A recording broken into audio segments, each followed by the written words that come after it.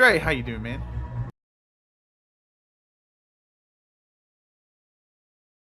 Dre, you can't catch What's going me. on? What's up? What's up? What's up, y'all? Can't catch me. I'm the gingerbread man. I'm listen, man. I got about 5 games lined up right No, now. you sit there and say I got 5 games lined up. I Like I don't. yep. I Like got I five. don't. I got 5 2-hour games lined up right now. Man, You said 5 2-hour games? He gonna go that route. He's Oh trying man. to. See, I did that to catch up on like freaking the leaderboards the other day. I was like, you know what I mean? Like but yeah, man. What's up, everybody? Planet Xbox episode 104. This is literally like half Planet Xbox, half level 1 gaming, essentially, right? Double XP podcast in here. We got Fame ENT 2K, head of level 1 gaming, head of Double XP podcast. I mean, canceled the show today, so this is a blessing because his show is on Wednesdays as well, and it's usually about ours probably around the same time. I usually run a little bit later. Yep. But man, I do appreciate you coming through. Like good old times. People don't know, a lot of people, if you weren't following day one, people forget that me and Fame used to do podcasts together. Hey, the writer's block. I still miss the writer's block, bro. Me, you, Nick. Yep. Bro, we used to have a ball, bro. Yeah. I still got that damn intro video that Yo. Classic, bro. Good days. Good days. Some great talent came out of that podcast. Oh man, bro, legit, bro. Like I was looking back and I was talking to Baron. I was like, bro, like y'all wouldn't believe the type, like the talent pool we kind of sort of had back in the day, bro. It was a good time, bro. I don't think even realize what we had back then, man. We could probably would have kept going. Except for it got astronomical at some point. Yeah, absolutely. No, rest in peace to Cal and Demi. Demi was part of Writer's Block 2 as well, right? Early days, early days. Yep. Man, rest in peace, man. Oh man, but Fame, man, tell us what you've been up to. Like you know what you've been playing, what you've been up to, and we're gonna make our way around the panel.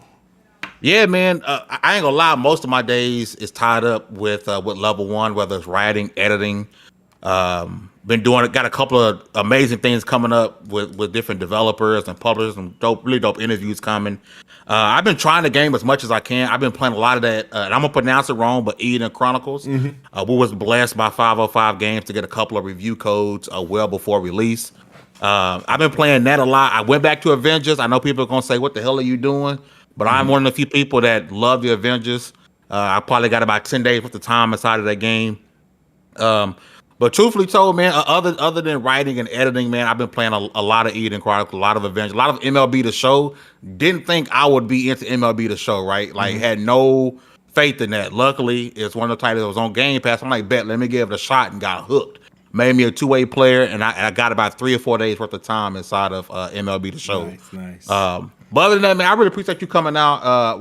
Inviting me out to the show, man. It's been a long time coming. I hate it took so long, man, but I'm happy to link up with you, my guy. It's been a minute, but it's good to be on here, bro. For real. No, I appreciate it, man. Appreciate it. Guys, make sure you hit that like button. I see Blessed Red in here. Javier McCann. Sir Dre the Great. He's awesome on the podcast. Speaking of, Sir Dre the Great, man. Sir Dre. What's up, man? How are you doing? Doing good, man. How about yourself? I mean, I've been trying to mute you guys with your games count on Twitter because y'all lapping me by double digits. But yeah, man, let us know what you got going on, what you've been playing. Shit, nothing much, man. I'm on that.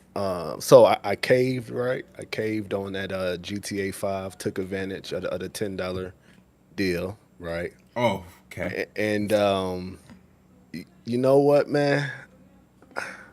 It's the greatest open world game of all time, man. Like just replaying it all over again.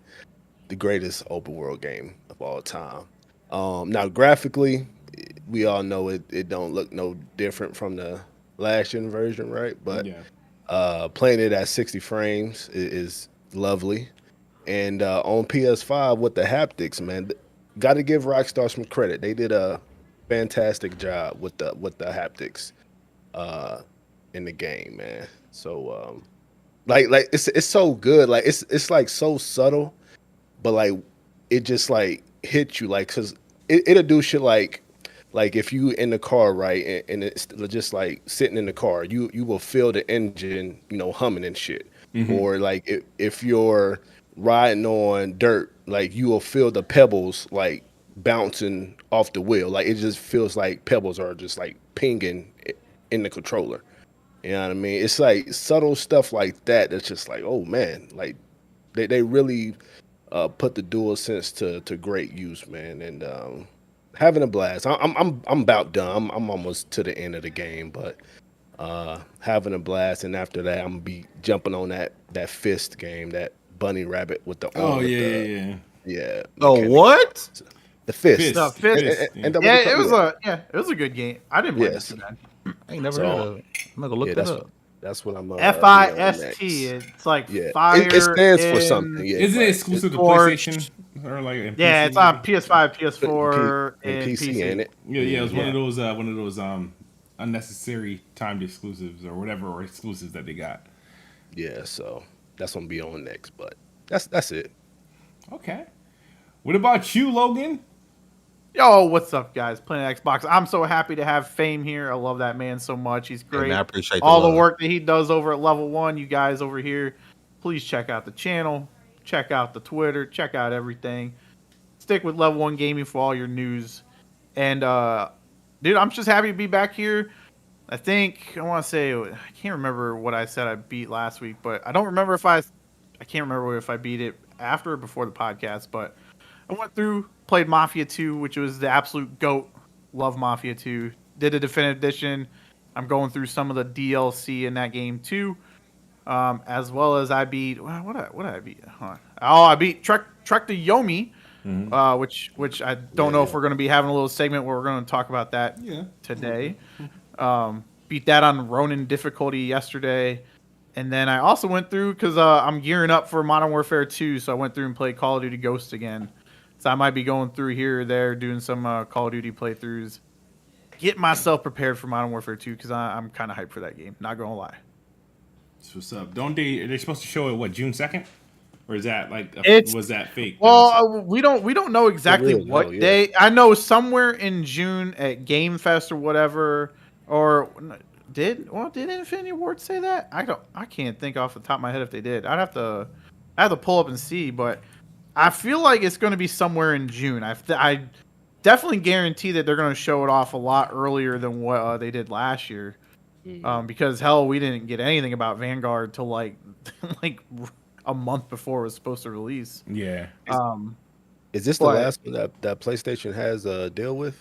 No, they still got like 3 or 4. I think they would be. Well, it depends on how long that deal was. Was it 10 years? Was it 8 years? Was it 11 years? 12 years? Like, because I thought it was 10 years. if it was 10 years, then it would be the last one would be 2024.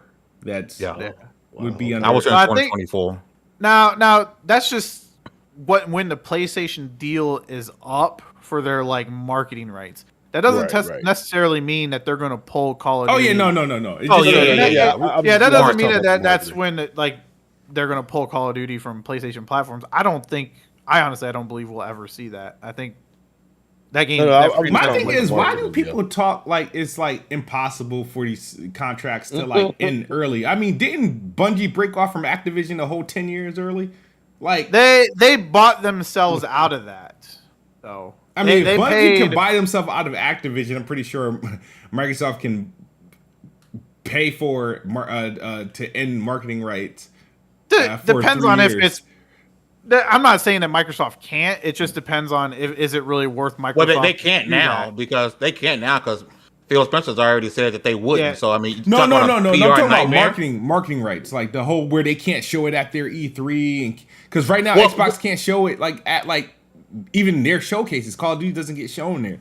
Well, to me, if Phil Spencer says we're going to respect any existing contracts already in play. If that's an existing contract, I mean, they're gonna let it play Yeah, out. So, and to me, again, word of mouth is gonna be more important. If this game is on Xbox Game Pass day one, the word of mouth on social media can do far more than showing it on stage. Trump it over that me being on it. Agreed. Especially like if you look like a lot of like what was it, the PlayStation Showcase, the indie one that came up, right, when they showed Trek to Yomi, where then like it came out on Xbox, or came out on the, I can't remember what Twitter, but the same day that they showed it on a PlayStation Showcase, they're like, oh, and this game's also coming to Xbox, and it's going to be in Game Pass. And I think that was a lot bigger of a talking point than it being at the showcase. It was like, oh, you got this game's going to be over here. So that might be what they do. Like, say if Sony gets the marketing rights for it and they show it off at whatever show that they're going to do, you're going to have Xbox or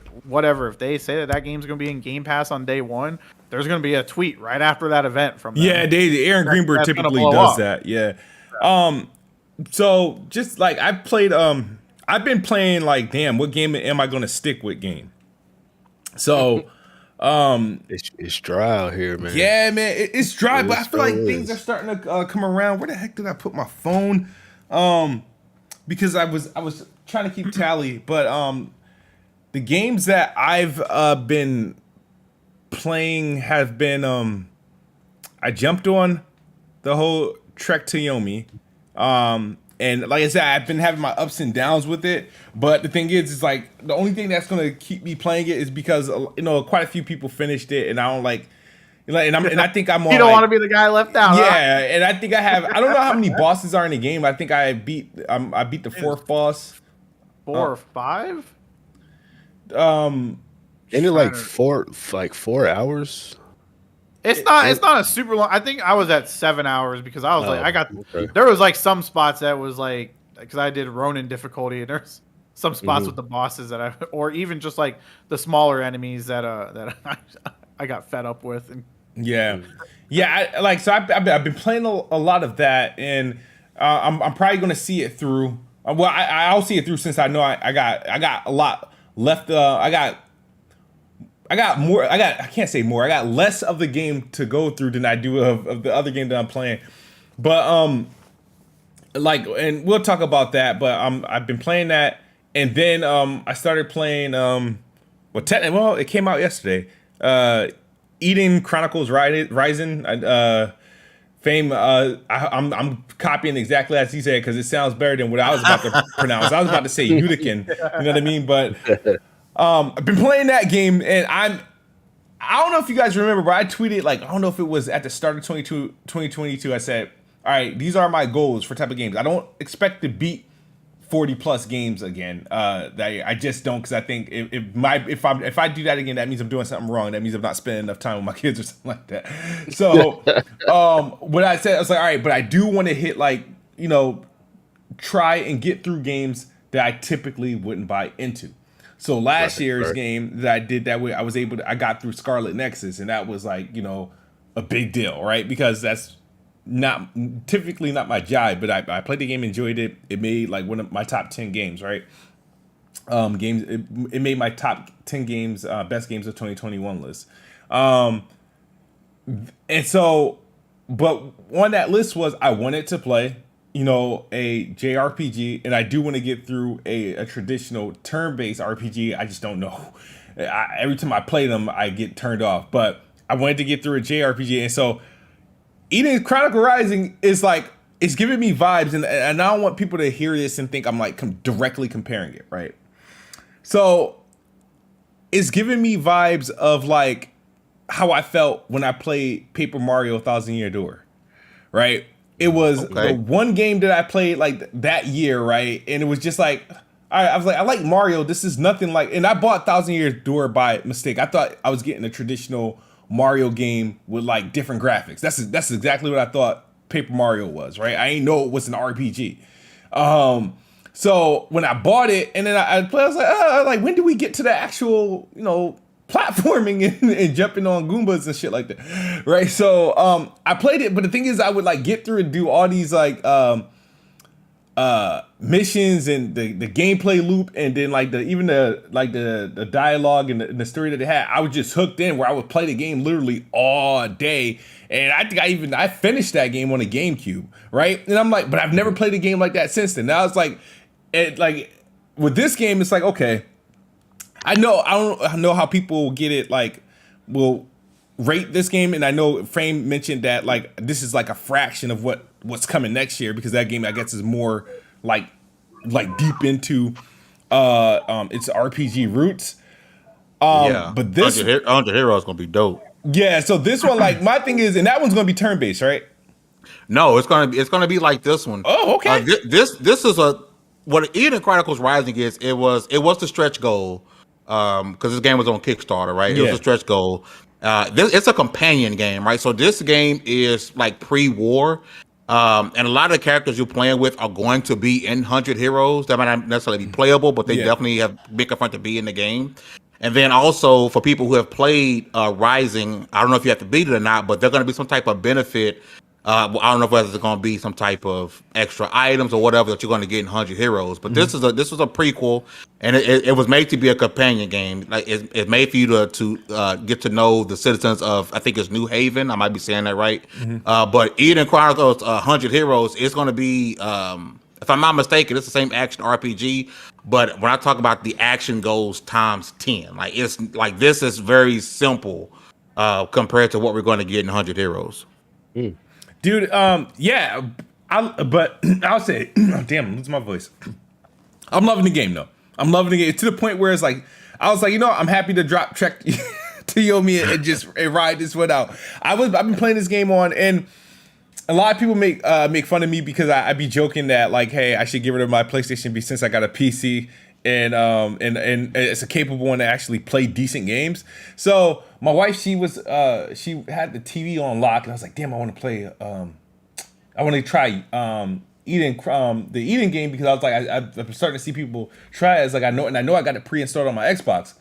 For some reason, I don't know where my power cords were at to my Series S, but it wasn't plugged in. I was like, what the hell? I was like, because I was just going to unplug my memory card and plug it in the Series S and play it over there. And then I just sat down, and my Game Pass app was up, and I was like, oh, I could just install it here and play it here. And so I did that, and I played the gameplay that you guys are seeing now is off like PC footage, but don't worry, it looks exactly the same on the Series X. I'm playing with everything maxed out. It looks exactly the same.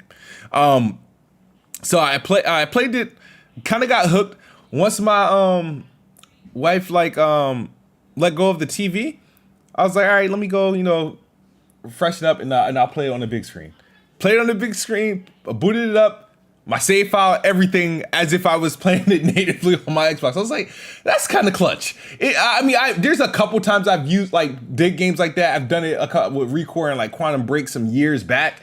But like it's been a while since I went from like a game on PC and then continue my playthrough on Xbox or vice versa when the TV's not like free and whatnot. But I'm loving the game, dude. I can't wait to get back to it. If I wasn't on my own podcast and I was on somebody else's podcast, I'd probably be playing it. But a game like that is kind of hard to like kind of finesse your way to play that and be in a podcast and trying to pay attention. But right. Man. If Fame, whatever you're saying, if that's correct, like if it's going to share like the same gameplay mechanics and it's just going to be on like another level, then I'm sold for the next game. It's definitely worth it, man. Again, it's on Game Pass. If you don't got Game Pass, it's $15, and for it to be labeled as a companion game, which is what it is, there's a lot of content, man. I'm hella hours into the game, and as far as city building and things that you can do and the levels your character can go up to, there's a lot of content here that's well worth the 15. Luckily, I got blessed again by 505 with a review code. Yeah, but I will definitely pay $15 for this game, and all it did was because 100 Heroes was shown at the Xbox showcase last year, if I'm not mistaken. That's when 100 Heroes was shown, and I was hooked. I'm like, yo, this looks super dope, and I found out that the developers were some of the key people from they did Suikoden. Yeah, I'm bad at pronouncing names, y'all. I can play the games, I can't pronounce it. I apologize, right? So I'm like, yo, this looks dope. And once I found out there was a companion game that's also going to drop in Game Pass, because 100 Heroes will be in Game Pass as well. Oh yeah, it was a no brainer, bro. Like this is definitely one of those games to where you can get hooked in, like you were saying. You look up, you playing 3 hours because you find out like, yo, I'm not gonna do no city builds and all this, and you realize like, holy crap, like I actually want to be able to get this shop up so I can get my weapons better, stuff like that. Man, the game is fire, but I recommend anybody to go out and check it. It definitely is worth the time. Yeah, man. Who we got? NickBanks make his way in here. Oh shit! What's up, Nick? What's going on, fellas? I'm here, man. I'm finally here. That's what's up. That's what's up. What you been playing? I mean, I've been playing Survivors, the new Apex. You know, it's a new season that came out, new character. I don't really like him so much. I don't know if y'all played it, but the one of the original characters, Bangalore, her brother is in this one. So it's like he's a big defense character. So where Dope at? Where he not in here today? I'm not sure. Nobody said anything in the chat. All right. So. All right. Well, anyway, I've been playing that. Trek the Yomi. You know, I'm liking that. It kind of surprised me. Like when you was talking all that stuff about it though, Smooth, I was like, nah, I don't know what you're talking about, but I get what you're saying now. Now you get what I'm saying, right? I don't sound like a nut, right? All right. Nah, you don't. All right. See, like I can admit it, man. A lot of these people can't, come to that conclusion. But yeah, that's all I've been playing so far, though, bro. Okay. You got it. I ain't get my fade back in MLB, but oh man, I get it back. You lucky is blocked for most of the country because of all those copyright strikes. But man, me and you can probably watch it, but like anybody else, like it can't get a whole lot of views because UMG blocked it because I forgot to put these games in like stream mode, and so they like all these sports games got all these like music in there. Yeah, right. And so that's what kind of like did that, but. That made me feel good. That's the only reason why that game is still installed on my damn Xbox right now. You want that fade. But yeah, no, just back to like you can Fame, your team's review is out, right? Yeah, Bloody Nux, he did the review. He did it on PC. We got a PC and an Xbox, so he did the PC review. He gave it an 8.9 out of 10. Nice. I haven't seen what the grand scale of what the review is. I don't know what it is on Metacritic. I haven't seen that. But I've seen some other mutuals like Lords of Gaming. They gave it a 9. The game for people who played it and actually gave it a shot, they all agree it's a good game. It may not be for everybody, but I think if you're somebody, especially if you're trying to dip your toes into Japanese games and dip your toe into action RPGs, and if you're into like side scrolling, what is this 8-bit? It's a beautiful world, bro. Yeah. And again, the mechanics of it goes a little bit deeper as the game grows, and it's really it's a companion game, so it's meant to get you excited for next year's game, which is 100 Heroes, right? Yeah. But yeah, we gave it an 8.9. I didn't do the review, but I probably would. From what I've played, I'm pretty deep into the game, man. I'm somewhere between 8 and 9.5 as well, man. It's a really, really, really good game, and I think people need to check it out, regardless of platform. This is one of those games I think people need to experience because what's coming next, you're gonna want to know the extra tidbits of that story. Because what's coming next is going to be one of those games that's going to live on for a while. Yeah. Yeah, man. Yeah, everything like I like the gameplay. I like that it's it's freeform, but it still has like enough of those RPG elements. It's a whole lot of dialogue, so that took a while to get used to. But I think everything is kind of appropriate. I like the city building concept and working to get your stamps and building vendors to get your weapons and everything upgraded, your armor upgraded, adding on companions and just seeking out bosses and how to fight them. And then the world, it reminds me of also, I think the other game, Echo Generation, did this very well too. Even though the graphics are simplistic, the background, the way they pop, they put a lot of like, it looks very, very good. Even with like the movement of like the vegetation and the shadow quality and the detail quality in the background that makes, I guess, the game pop. I can appreciate that. So that's it's a really good game if you haven't tried it out. I want to give like what's the name? Typically, Sad Boy, he would be talking all day about a game like this. I'm curious to see if he tried this because I think this is definitely up his alley, up his lane. and we got Chris. Have you gotten a third character yet? No, I did not get. I got an idea who the third character is going to be, but I'm pretty sure I met them, but she's not with me yet. The character's just not with me yet, so I'm not sure how far away I am to that. But then again, like all my hours came in the game like yesterday, like so, and I don't know how much I'm going to play today. It will be after the podcast, but we'll see. Bet. Chris Righteous has made it. Yo, what up? My bad for being late. No, you good? What's up, man? Oh, we got Chris. What you been playing, Chris? I've been playing an indie game called Anno Mutationum. It's actually pretty good. It's from the China Hero Project on PlayStation, and I'm still running through Triangle Strategy. And I'm about to start Devil May Cry 5 Special Edition. Oh yeah. I forgot you said you were going to be playing that soon. Okay. So a couple things today that we can talk about. I know today's episode, it's not 100%. I just get sick of like listing a bunch of news items as like the name of the podcast. I think that's just I don't know if you guys have been noticing over like the last couple of weeks. I've just been kind of finding like a name, and I'll pick something that happened and let it flow there. So Xbox Series outage. Mother's Day weekend, or my birthday weekend actually, and Mother's Day weekend. The Xbox Live servers went down. I thought when it first happened, I literally thought it was just an issue with like Game Pass or something like that, because I was playing the day like I want to say the day before, right? I was playing Trek to Yomi and whatnot, and then the next day I was like, all right, let me boot this game up, and it wouldn't launch. And I'm like, the hell's going on? It's like, you mean I don't own it? I was like, okay, well, let me try another game. And I was like, I tried another game in Game Pass, and it didn't work. I was like, okay. So I was like, let me try a game that I actually have, like that I actually own, and then that worked, right? And then so I tweeted and I was like, hey, something wrong with Xbox Live or Xbox Game Pass, because I was like, I can't launch any games out of Game Pass without getting that message.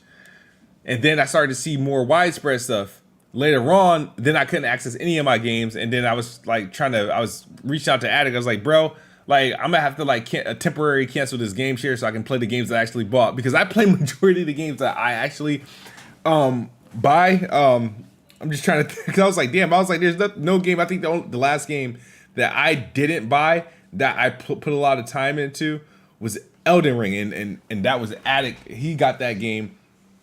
And I was able to play that game, but I couldn't play a game after a while. I couldn't play a game like Forza Horizon or some of like my Xbox One games. And I was like, dude, we got to get this. And I waited a few hours and it booted up. But apparently it was widespread. I think it went off to like, I want to say 3-4 days.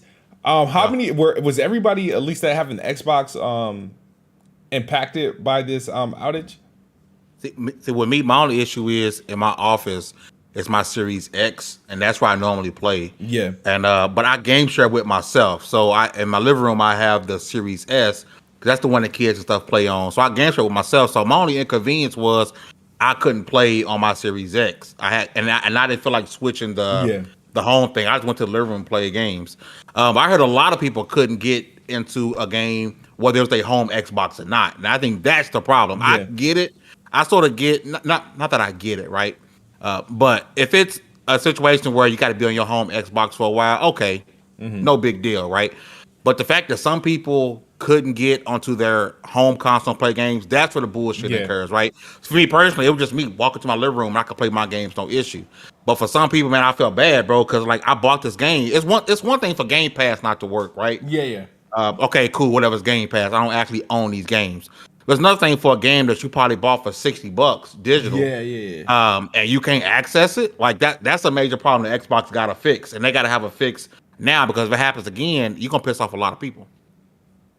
Sure. Yeah, even the physical as well too, because I know what's that group called?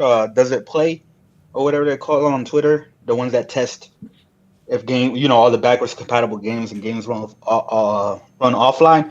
They were saying even the physical disc as well too. Like you want to have I access didn't have to that them issue. because, I put my physical Avengers in my Series X, and I was able to play no issue. yeah, but they're also saying that as well. Like I don't know, but yeah, man. Like personally, it didn't affect me because I don't have an Xbox, right? But yeah, that's something that they definitely need to fix. They definitely need whatever, if they can patch that, whatever. At least have people set their home consoles, even if they're offline. I think that as well. So, but yeah, it's crazy how like what Don Matrix set out in 2013, they still doing that. Yeah, they still Like, doing that. what are Xbox needs a doomsday time. It needs because on PlayStation you can go offline and still play your digital titles, right? Or to me, Yeah. Xbox, it needs to do something different, right? Because this ain't working. I should be able to go offline and still access anything I purchased. And when it comes to Game Pass, I kind of get that part, but put a doomsday timer in if you need to, where it has an automatic countdown for when your subscription's up and when it stops working. You can do something, right? I don't know what it is. I'm not an expert in Xbox, right? I'm not an expert on the technical side, but it's like it shouldn't be to where your competitor can turn their console completely offline and still have access to every single game that they bought digitally. Like to me, that's a structural problem within the Xbox ecosystem. Yeah, yeah, a lot of people, because the DRM actually never like left or anything like that. Like a lot of the stuff that they turned around, like a lot of platforms have like some sort of like DRM, and not to say that I think people thought like, okay, they fixed it in 2013, and then it just came back with the Series X. It's like, no, it's actually been there. That's how. No, because you still needed a patch. You still needed because I remember the day because I bought the Xbox One at launch. Yeah. Right. But I remember it's like, yeah, we fixed the issue, but you still needed to connect online to get the patch, so then that you can play used games and offline and things like that. Yeah. So the DRM like it's like built in to the system. I mean, sure, they gotta and at the end of the day, I mean, DRM is here, and unfortunately it's here to stay. But I do agree with Fame. They have to. We should never be in a situation where if Xbox Live goes down, we can't access our games, like the games that we bought and games that have nothing to do with the online. We shouldn't have any issues with games, playing games on disc.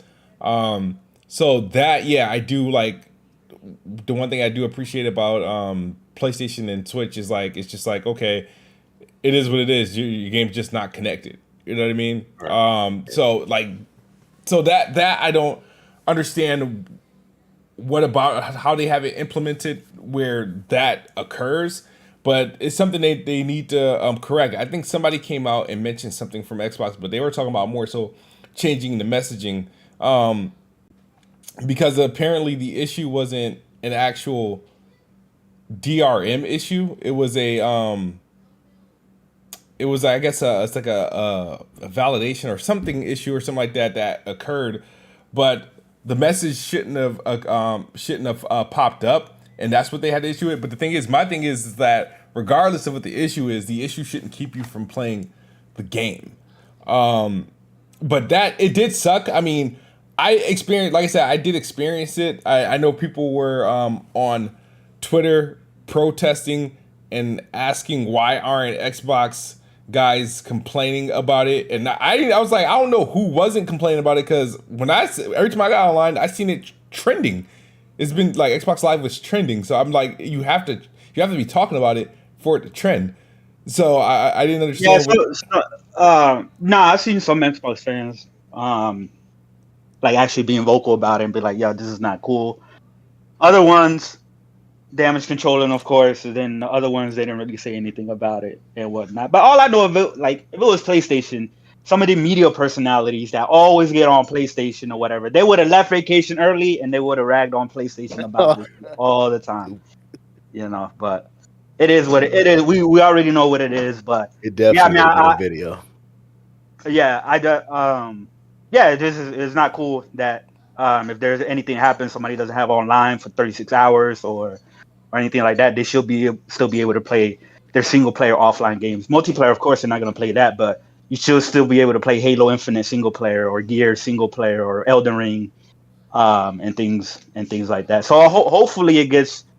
I don't know if a patch can fix that if it's like a system level that's already implemented like at a hardware level. I don't know. I'm not No, a it's tech beyond expert, hardware because but it's the same like I said, throughout. I don't know. It dates back to the Xbox 360, but it's just that the 360, well, it started in the 360 era, like late in the generation, because what happened was back when people, like, for example, I had multiple Xbox 360s because of the red ring, and what happened was I was an early adopter to buying games digital, and when my Xbox 360 would go down and I would have to buy a new one or they send me a new one, Xbox would have to, like, I wouldn't have access to that game no more. It was tied to the console, I guess, but it registered that I did buy the game, my gamer tag. So what Xbox support used to do is every time this would happen, they would literally have to give me, I want to say, almost $100 or so in Xbox Live points. This was before it was like in cash. It was in points when the currency of the Xbox points was like 3,000 points or $3,500 points and stuff like that. They used to have to give me points to redeem on my Xbox account. And at that point, I was like, well, I'm not going to buy the games I already have. I'm going to just buy some other games. And that's what used to happen. So every time they had to do a Red Ring of Death and people bought digital games, they had to give them currency to get their games back or to buy games. So whatever the fix for that is when they implemented whatever DRM service, because obviously that doesn't happen no more if your Xbox goes down, or whenever anything happens to your Xbox, it doesn't matter. You just log in and you get your games. But early 360 days, it wasn't like that. You had to, if you logged in on a new console, you didn't have access to those digital games. It'll show as you have it, but you technically wouldn't have them, so you couldn't play them, and people had to rebuy them. So I don't know if anybody remember that, but that was a big issue for me during the 360 era when sending my console back. Man, I see a comment in the chat that say this is what it shows that an all digital future will just cause issues in gaming, and I see that, and I understand that, and I respect that, but it's where we are, and it's coming from somebody. I prefer my games physical. Like, I have a big physical library. I prefer physical games, but it's just what it is when it comes to digital. I mean, we're already hearing that Xbox is coming out with a Fire Stick of sorts. There's going to be an Xbox app on new Samsung TVs. And if you think Sony ain't finna do that, for their TVs, they're gonna do the same thing, bro. It's just where we are, man. I'm not saying just lay down and accept it, but so many more people now buy their games digital and play digital. That's physical gaming is going to the wayside. The fact that they're even counting digital sales now when it comes to sales reporting, lets you know that digital is where we're going. Even though, again, I prefer physical, and partly because I'm an old head, I'm 34, about to be 35. I prefer physical. I like looking at my actual box. Pause. Digital is just where we're going. It's just where we're going. I think I read something like 71% of games on PlayStation were digital. Digital. Yep. Yeah, something like it that. was I think it was like 60%. No, it might have been 70%. It might have been. It was something high like that. I was like, well, I'm all digital anyway, unless I get like a physical on sale or something. But I've been on digital since. I'm both. For a minute. I'm both. On my PS5. A lot of games that I know I'm gonna enjoy and stuff like that, and games that I'm really looking forward to, I just buy it digital. Games that I'm not sure of, if I'm gonna enjoy, I get it physical just in case I don't enjoy it, then I can at least get some type of refund, some type of money back on it. The Switch, I saw it won the game, right? And the only reason why I downloaded this game digitally because I was on my way to Florida and I wanted to play it on the plane. But the Switch, all physical, and that's because for some reason Switch games, they hold their value even in the aftermarket, and they go up in price in the aftermarket. And some of the, like for example, like Astral Chain, since they're starting to run, and Octopath, right? Since they're starting to run out of like the physical print, they're going up in price. It's like now you can to get a brand new copy of those games like $65. right? Rather than $59.99 and stuff like that. So for the Switch, I always get a physical. For the PlayStation, it's half and half. You know what I mean? But for the most part, I lean towards digital. To me, I don't mind the industry pushing towards digital as long as there's an option for physical, or as long as it isn't a situation like with the Xbox DRM where it's like I won't be able to play none of my digital games unless I get a validation over the online or anything like that. So, but yeah, the industry and the market is definitely shifting more towards digital. That's a fact. It's just more convenient. Like, Yeah, I'm about to say that. Human beings, we lazy as hell. Yeah. We lazy. We didn't want to get up. We don't. Yeah. You know, I do. We don't want to get up and take the disc out. We lazy, bro. We're gonna do the most convenient thing possible every time, and that's just what it is as far as us being humans, man. We lazy as shit. And then you don't have to like at midnight you can play. You ain't got to wait until the morning time to go to the store and whatnot, and you can just play right there at midnight. Some people is earlier than that. Like for me in my time zone, it'll be 11 o'clock because I'm central, right? And then other people will be like 9 o'clock. Right. Yeah. Hey, pre-downloading is clutch as hell, man. That's one of the best things that didn't happen, from last generation is being able to download games, 2 or 3 days prior. Even now, I want to say, somebody correct me if I'm wrong. I don't know if this feature is out on Xbox. I haven't used it yet, but a lot of times games you don't even own, you can still download it before you even buy the game. You can download it to your console. I don't know if there's a feature that's out or a feature that's coming, but to me that's clutch. If you're debating on buying a game, let me go ahead and download it, and you get caught by the hype bet, let me go ahead and actually purchase it, and it's already downloaded. That's a win at 12:01 in the morning. That's a dub. Yeah. Yeah, that is I feel like that didn't they put that out already? I thought that it may be. I don't never use it. I knew it was a thing that was coming. It may be. I don't. So digital, man, like I get it. Like I like having like things to look at. I used to like having like the disc, but the thing is, right? They took so much value away from the disc because they don't put manuals in it anymore. So it'll be like this anemic ass case. You'll just get the cover and the disc. There's no manual, no nothing, no additional bonus that you like. Back when I was opening games during the PS2 days and GameCube days, there was actually content in there before you put the disc in. You just look at it. Like I would bring my disc to school. Just so I can show people the manual, like like it's to look at the screenshots, and then when I get home, I can enjoy it and whatnot. But like nowadays, when you consider all these features and like you got to install physical games anyway, which is like, okay, well, what's the benefit if I still got to sit through an install? And where digital is now convenient, you can do pre-installs, and now with Xbox, you got being able to have multiple games and quick resume, and that doesn't work with the disc, unfortunately. So I just kind of went on the digital train there, even though I like having something like just to show with the game, like pulling out the case and whatnot, the disc and whatnot. I still look at games in the store and whatnot. Like I buy my kids and stuff when they have their Xboxes and stuff. I actually buy physical games for them, and also for the Switch, but.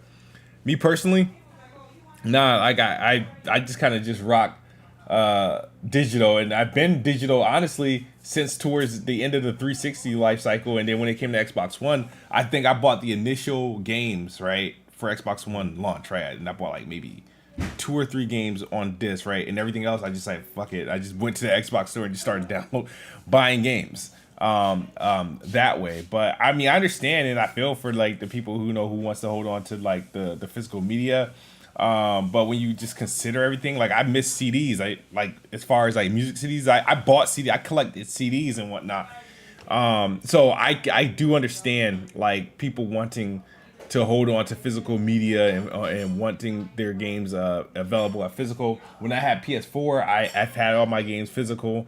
The PS5, unfortunately, I had to convert to digital because I don't have the disc-based console no more. I have the digital console. So, and that's I ain't gonna lie, that's the last console I wanted to go digital with is with a PlayStation because you just never know, you know what I mean, when they drop off. But all right, let me address something. Yeah, sometimes you can in the chat. Sometimes you can get physical stuff early, somebody was saying Final Fantasy VII Remake. mm-hmm. I got that a day early, but that's because Square Enix wasn't sure because that's when the whole lockdown started happening. Yeah, that's when. So I remember Square Enix, they were just shipping copies early and stuff. Like some people got it. Like I know Europe, they got it like 5 days early and stuff like that. So I remember I called my GameStop that Thursday and I was like, hey, y'all doing the midnight release or whatever? And it's like, nah, you can just come in here and get it right now. So sometimes that happens, but that's a rare occasion, and you have to have a hookup for that.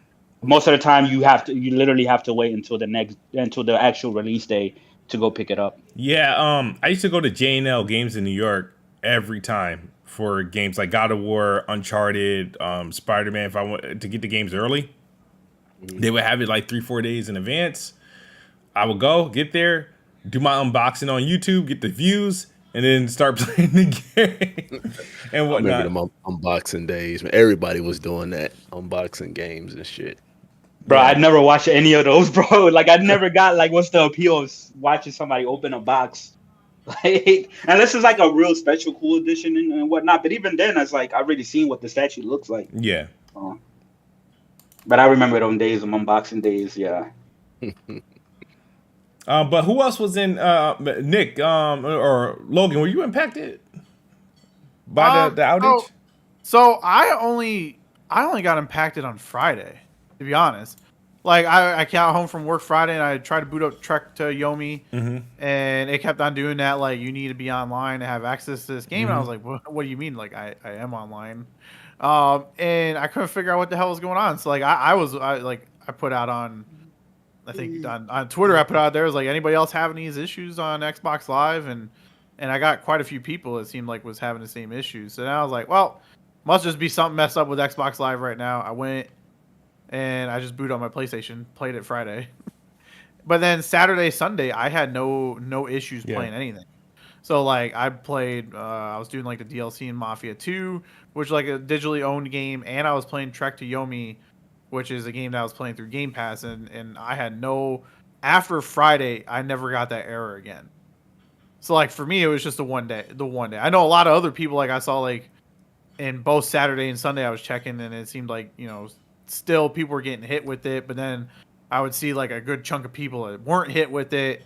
So like I couldn't really get a grasp of like how many people it was affected like throughout the whole weekend and how many people wasn't, because I'd even like boot like because you can see your friends list and everything, and I could see people playing their games. Yeah, like some people were playing, like, so even though it was widespread, there there were people who weren't as impacted, and there were people who were impacted. Some people were on and off, some people were consistently out.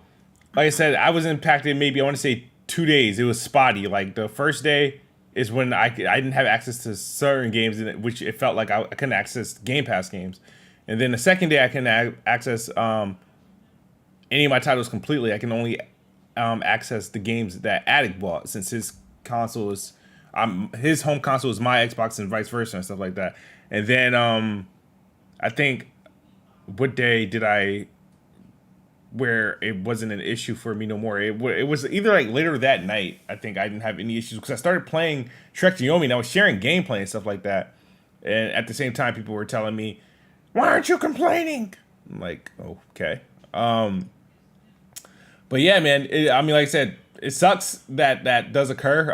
But we've been through many of these outages. Nothing would be like the outage. Was it that happened? What year was it? Was it 2015 or 2014? When like the Lizard Squad, the holiday one. Yeah, you talking about Lizard Squad? Yeah, when they took out the consoles, yeah. bro. Man, that was a rough time. That shit ruined my break, yo. I had like a holiday break, and I remember because I was playing Star Wars Battlefront like crazy.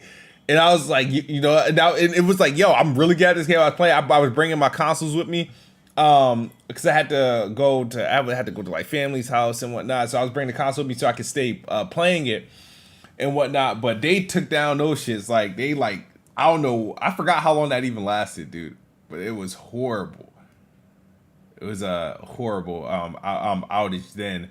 And then then you had the PSN 2011 when they went down for like a month. Yeah, PSN 2011 one, which I was in Yeah, but with that one, it's like you could still play your game. Like you could still play like all the offline games and stuff like that. It was just you couldn't play Call of Duty. or any Wasn't the shit like that major online. issue with that That's is the information though? Yeah, Yeah, that's what made it. That's what made it bad. Because some people, I thought, some people's information, right, like credit card information and stuff like that, was compromised. That's why they gave everybody like I think they gave everybody like what it was like $10 or some shit like that. And it was like fuck you, Sony. like fuck you, Sony. What the fuck you giving me $10 for? My shit's Well, compromised. they gave it like an extra game. Remember, you could claim games, and then by claiming the Yeah, game, but which game was it? I forgot. it was a game like a I didn't certain give selection, and then that was if you claim those games, that was you saying that they're Yeah. not at fault if your identity got stolen. Hey, bro, that was garbage. I remember that. And that killed SOCOM 4. That just Yo, they yeah, didn't that fucking even have that they didn't even have a murdered chance that to shit. survive. But Sony learned from that, and they haven't had one since then. And actually, PSN doesn't even go really down like that. I think it live goes more down than PSN nowadays. But Yeah, I mean that's probably what was true. that? What was that noise? This I don't know the status update because there's always pockets of issues going on with Xbox Live. I'm gonna give a quick chat update. Shout out to Doc Dark 1985. There's levels to this. He's in the chat. Shout out to him. Always good to check out his videos. I don't know. He just brings logic and common sense to the conversation. I see Geekhead, Saltiest Gaming, DE, Mike Lowry, Robin Gaming TV, Dutch BLD. I see somebody named a top creator, Kenneth Paris, Jex Gaming, Dwayne Carter, and shout out to, I don't know if he's in here, but shout out to Risk It for the Biscuit. We'll be on his podcast, I think, this coming Friday. So, yeah. Oh, you're going to his podcast? Yeah, I'm going to his podcast. Why? Why you say that? That guy's a little nutty. That guy's a little nutty. Yeah, That's all I I'm agree gonna say. with Chris there. He That definitely guy's a little is. nutty. He's a little crazy, man. Oh, is he? Now I got to see who this is. Hold on. He about on that same page as Uni a little bit. Yeah, Oh, like is general Not as big. MLD, like not all not the- as big. yeah, like the bots. You know what I mean? The extreme bots. Except for I don't think he's done anything crazy, right? When I say extreme, I mean like extreme fanboys, and not those ones that go over the top. You know what I mean? Like showing guns and shit like that online. But, that guy's a little nutty, man. Oh man. So couple things. All right. So there's a couple things that's been going on. Like in Fame, like I know you're gonna be busy in the next couple weeks. Indeed. So I gotta get you. We know we got the Xbox and Bethesda game showcase coming up, and I know you're gonna have your team's gonna have a ton of coverage around that time frame. So like I said, I don't know when I'm gonna get you on the podcast again before or after that. So definitely want to kind of get a temperature check on your thoughts of what's to come, what you expecting. Do you got any type of feelings towards like the tweets and the pictures and stuff that the Xbox execs has been sending out over the past couple of days? Man, it just reminds you that it's gonna be a little bit Bethesda heavy, and I'm kind of with that because if we look at the 90 plus minutes of a show, I'm thinking because we've seen nothing, we need 10, 15 minutes of Starfield. I mean, we need a lot of Starfield. Yeah. We have to because that's the big headliner for the year. Redfall is supposed to be a looter shooter. I'm not gonna lie, when I first heard about Redfall, I thought it was gonna be a Left 4 Dead style game. The fact that hearing it's gonna be a looter shooter that's supposed to release this fall with no gameplay shown lets me believe that game gonna get played. But I think we're all gonna get that deep dive into the gameplay. It might drop this year. I just don't feel like it's gonna drop because let's say for instance they say Redfall available next month, and for it to be a looter shooter, that tells me the game gonna launch with issues. It's gonna launch with issues. It's gonna be bare bones. Yeah, I don't trust that. I don't trust that not even a little bit, right? But it's gonna be Bethesda heavy. Lots of Starfield, Redfall. But personally, man, it's time, right? It's time. We need to see. I know it was technically gameplay, for Hellblade, technically, it was gameplay, but there was somebody holding their right thumbstick down and letting the thing run. Right, that kind of pissed me off because as a Hellblade fanboy, and I was done on PS4 day one, bought it, beat it, bought it physical on Xbox, bought it, beat it, played it on Game Pass. Right, I need to see actual gameplay. I want to see if that combat has evolved, which I believe it has. I've been on the dev diaries like crazy and seeing the combat that the actress has been doing. They have to show that it's time. We can't have any. Oh, let's talk about Sea of Thieves. Fuck that. I mean, my bad. Forget that. We don't need no Sea of Thieves update. We won't need to hear about Minecraft. None of that stuff, bro. We need to hear about these games that are coming. Hellblade, Avowed. Again, I don't think we're seeing Perfect Dark. We don't think we're seeing Outer Worlds 2. But it's definitely going to be Bethesda heavy, and I think they're showing you that with the saying, "Hey, we're with the team." And even though it is Todd Howard, he's right up in the forefront, right up front. Lets me know there's going to be a lot of Bethesda stuff. It's going to be Bethesda heavy, and I'm with it because Bethesda has Starfield, Redfall, Indiana Jones. There's rumors of another Doom game being shown. There's a lot of stuff coming out of the Bethesda side of the Xbox and Bethesda thing, right? So I think what they're telling us, hey, we may be having to say some stuff for the rest of the year, so we're going to show you a lot of Bethesda games. I think Bethesda, even though it's all on the Xbox, going to take up probably 50 to 60% of the show. See, Yeah, you made a good point, right? But here's the thing, because obviously they're still going to have like third-party presence, right? But here's the problem with that, Kid Smooth. As much as I agree, and you're right, if I'm hearing from reputable people that every single studio submitted something, and we have all these studios at Xbox, they have enough studios to not show any third party, even though they will. That's true. But they have enough studios not to. But here's what that means. Would they show the third parties that don't go to Game Pass? Because sometimes I feel like the third parties that shows up are the ones that just go to Game Pass. Yeah, like the thing about the hopes that virtually all this virtually that every studio has submitted something. The thing about that is that Rare could just show another expansion of Sea of Thieves. Playground could just show the latest expansion that they're dropping for Forza Horizon this year. 343 could tease Season 3, maybe the campaign Halo. So that's all existing games, right? I don't want no Halo there, bro. Unless you're telling me that Forge and co-op and stuff is ready, no need for Halo to be there. Like, I don't want to get a recap. Hey, by the way, don't forget Lone Wolf season. No, F that, bro. I don't need no Halo at this event. Just being honest, bro. Like, to me, you fill in time if you're talking about Halo. Here's the thing. I agree with you there. If they're gonna show anything of Halo Infinite, I want another campaign expansion because I like Halo's multiplayer, but my favorite part about Halo Infinite was the campaign. I adored that campaign. I don't care what nobody says. I adored that campaign. And I play it again, but I was like, I still have some achievements left to get into it.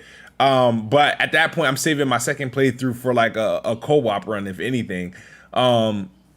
But I adored that campaign. So if they got and they obviously the game ends on the cliffhanger. They got and this game has to live for 10 years. That's a couple campaign expansions. That's a couple biomes they could add into the game. So I would be curious to see what their plans are for that. If it's not that, then I don't care. They can save Season 3 for Xbox Wire blog posts, whatnot. You got hold on. In returns to Outer Worlds 2. They showed a teaser trailer last year. Yep. So I would definitely expect them to show some type of gameplay trailer this year, right? It's been over a year. No, nope. I mean, because even in that trailer, they said so? in the trailer, if you listen to them, they telling you, "Hey, it's coming, but we got nothing." I mean, that was pretty much a tweet. Like, we don't have anything ready, but by the way, it's coming. And Obsidian, I know they got a bigger team, but I think most of the resources are shifted to Avowed. I don't think Outer World 2 is ready to be shown. Now, I could see it later on in the year, possibly at the Game Awards. Yep. But just the fact that trailer was pretty much saying it's almost like some stock footage of the camera panning down and just saying, "Hey, Outer Worlds 2 exists." Not even an actual trailer lets me know that this game is definitely 2025. I think it's sooner than that. I think it's sooner than that. Well, I mean, if they're doing the right as a sequel, right? So I know they're gonna flip some assets, but yeah, I remember that too, because I remember that was the time where like everybody was like, "Yo, Xbox, they need to show more gameplay, right? Instead of throwing all these CGI trailers."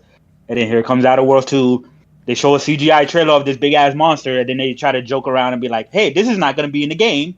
But you know what I mean? I was like, like, what the hell? It's like, don't show us this shit. Yeah, but they were making fun of those. That was the point. They were making fun of like those gamer vills and whatnot, just to make a announcement. But it was cliche. But the thing is, here's just to piggyback off what Fame said. Obsidian is going to be there heavy, and they're going to be there heavy for the simple fact that Avowed is coming next year early, and I think that's like a Q3 game, and we're going to see gameplay that. Like, if we don't see Avowed gameplay, I would be in utter shock. So I'm actually betting, because it was a toss up. It was literally a toss up whether they were going to show Avowed at the Game Awards or Hellblade 2. But because Hellblade 2, was revealed at the Game Awards, it's like, it makes sense to, give Keeley that, right? Mm-hmm. So Avowed, like I said, I feel like it's obviously it's further along. Majority of resources going there. They do have another game that's supposed to come out that's like on like a smaller scale. Which was supposed to be due this year or early next year. We'll probably see that as well. Grounded still has to have its 1.0 release, which is they confirmed in the Xbox Wire post, was it today or yesterday, that is coming later this year. So that's why I don't think we see Outer Worlds, but I do think Outer Worlds is a 2024 game, and I do think we do see it this year. But at the Game Awards, because that was actually a Game Awards game too. In 2018, they revealed it at the Game Awards. Mm-hmm. So I think, but yeah, you're definitely on to something. I think Bethesda is going to be there heavy only because I think the games that they show, which I don't think I think we only see 3 games from Bethesda, but they're going to be the most important games because 2 of them has to come out this year and 2 of them have to take up, they got to show them extensively. Starfield obviously is going to be is the game of the show. Redfall obviously, because unless it get delayed, it has to come out sometime, and we got to see gameplay of it. And I hope Indiana Jones. Gotta be Indiana. Contraband will be. I think Contraband will be there because I think who's making that again? Avalanche. Oh, okay, that's not Bethesda. All right.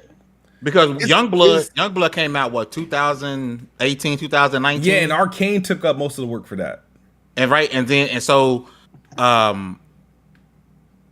Indiana Jones was announced early last year. Yeah, January 2021. So that's no telling when that actually started. Making the game, right? Mm-hmm.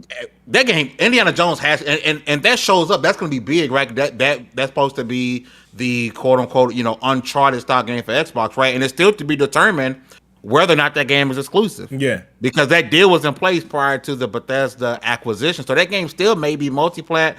I'm still leaning towards exclusive, but to me, that game has to show up. Yeah, at least a trailer. Because all we got before was a. Are y'all really hyped for Indiana Jones though? Like, is Indiana Jones really that franchise to be like? I was waiting for Jay to do this. Go ahead. This is going to be how it's done. No, go ahead, Jay. Go ahead. I think it'd be done very well. I'm just like, is it really that game, like that franchise? Yes. I mean, there's been Indiana Jones games before. Yeah, and they were all wasn't really on it like that. Yeah, it's called Uncharted. But nobody's hyping it though. Like I literally wrote an article about it today, but no one's talking about Indiana Jones. Like literally, if you look up on Twitter, and the only tweet you're gonna see is me from an article I wrote. No one's talking about it. There's no hype behind Indiana Jones. Yeah, we're gonna hear you now, Nick. Yeah, I mean, because we haven't seen anything. Right, we haven't seen. We just saw what was like a CGI teaser trailer or something like that. So we said anything. Like we didn't even know. We didn't even know if it's gonna be first person, third person. Yeah, this is a lot. And to me, I'll probably guess that's probably like a 2024 game. Probably. When's the movie coming out? I don't know. Is the movie coming out? Yeah, that's a new movie. It wouldn't surprise me. So if there's one coming out. The thing about Indiana Jones, go ahead, Dre. My fault. Like, out of all the shit that Microsoft could have, possibly got, like, Indiana Jones is it. They was like, yeah, man, this is it. That wasn't Microsoft. No, yeah, exactly. That was a deal with Bethesda. That's actually the Bethesda deal prior to they got acquired to Microsoft. Yo, the Indiana Jones joint was before the acquisition, and they said that they might that previous acquisitions might not be. You know what I mean? That might not be exclusive, man. Well, maybe Microsoft found a way to like renegotiate to make it. Wow. Well, no, but here's the thing: Nah. Indiana. I'll tell you this one. Starfield was in development longer than Indiana Jones, so I actually believe Indiana Jones would probably have a better chance of being exclusive than Starfield. Hold on. It was almost exclusive to PlayStation. Hold on, Smooth. The thing with Starfield, right? That's an IP owned by Bethesda. Like if they the Indiana Jones, they had to go through Disney. Right. Yeah, but Disney doesn't dictate what platforms the thing go on. They made a deal with whomever they made the deal with.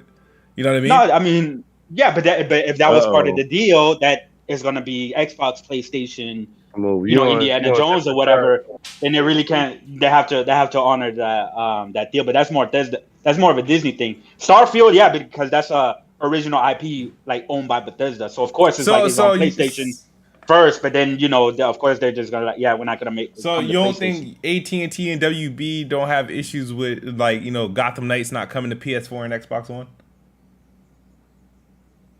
I don't know. I mean, obviously not. If they say it, I'm just saying. That's a different. That's not really an exclusive.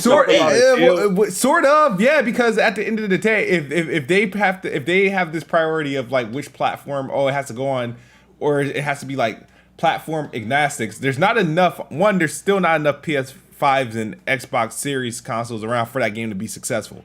Just giving you. So that's why I'm like. If it's really based off like we're doing this deal with you and it has to release on these platforms, it just doesn't seem it makes sense because the perfect example would be Gotham Knights should be releasing on everything if they want to maximize the potential there. So I think obviously the developer said obviously the last gen and stuff like that. I guess they don't want another Cyberpunk situation, but WB like. They're able to change the deal because they have the licensings and everything like that for Disney's. From DC. So if they at any given time they're like, yeah, we announce it for Xbox One and PS4, but we can cancel it and there's no penalty or anything like that. That's not a situation with like Indiana Jones, right? If it's licensed to Disney, if they already have a whole deal set in place that this is a multi-platform, and then Microsoft says, we're just gonna make it for Xbox. Without consulting Disney or anything like that, it doesn't work out like that. WB's able to do it because they pretty much own the DC's license and stuff. And at the end of the day, I don't think none of us. I mean, it's all speculation. But for all we know, Bethesda could have went to Disney and agreed to make the game, but no platforms were even set. I mean, it could go either way. Me personally, I'm leaning towards it being multi-plat just because I think Lucasfilms want their paper. But then Lucasfilms just agreed to do an exclusive. Knights of the Republic. You're right about that. Damn. Let me shut up. It wouldn't surprise me either way. Like if it's exclusive, that's cool. That's great. Honestly, that'll be good for Xbox. Yeah, if not, then it's like what are you talking about? Yeah, Knights of the Old Republic remake is not exclusive. It's not exclusive. Thank you, Dre. It's coming to PC. Well, it's coming to PC. But we don't know when it's coming to Xbox. You know what we mean, console exclusive. Yeah, like you know what I mean. Yeah. So like a console exclusive and exclusive. That's what it is. I'm sorry, it's excluding something. Like no, that's not how that works. But they believe that way. But to answer Dre's question about the Indiana Jones, all right, and why I personally hype because sure. It's because of Tomb Raider and Uncharted. All right, if those games are heavily inspired by Indiana Jones, and now we can actually get an Indiana Jones game, a current day game, sure, it's going to have to borrow from Tomb Raider and Uncharted on gameplay wise, but we get the whole the shebang. We get we get Indiana Jones and his missions and his little whiplash and stuff like that. I want the game because I don't think we get enough of those type of games. Like you know what I mean? There's not enough. There's not a saturation of Tomb Raiders and Uncharted. They come every once in a while, and Uncharted is only on PlayStation. Tomb Raider is multi-plat, and these aren't annual releases. They come at best every 3 years. It's going to be an extra pressure for machine games because that game is heavy going to be compared to Uncharted, and people are going to see it like if it's not as good as Uncharted, than or Tomb Raider or anything like that. So it's definitely going to be compared. I forgot who said it, but somebody said maybe it's a little bit too late to capitalize on Indiana Jones. But honestly, it doesn't matter if the game is great. Then the game is going to speak for itself, and gamers will gravitate towards it. But the like- best thing about it, let me say one thing about this, because a lot of people say I would prefer it to be third person. Nah, dog. We need more first person adventure, games like that. We need more of those. Like, Hell I'm happy that Right, because Xbox, because Xbox don't have plenty of those, right? Because Xbox don't have plenty of those, right? Oh man. no, PlayStation don't either. Like, what are you talking about? No, Nintendo they don't. Yeah, and PlayStation needs more Y'all- FPS.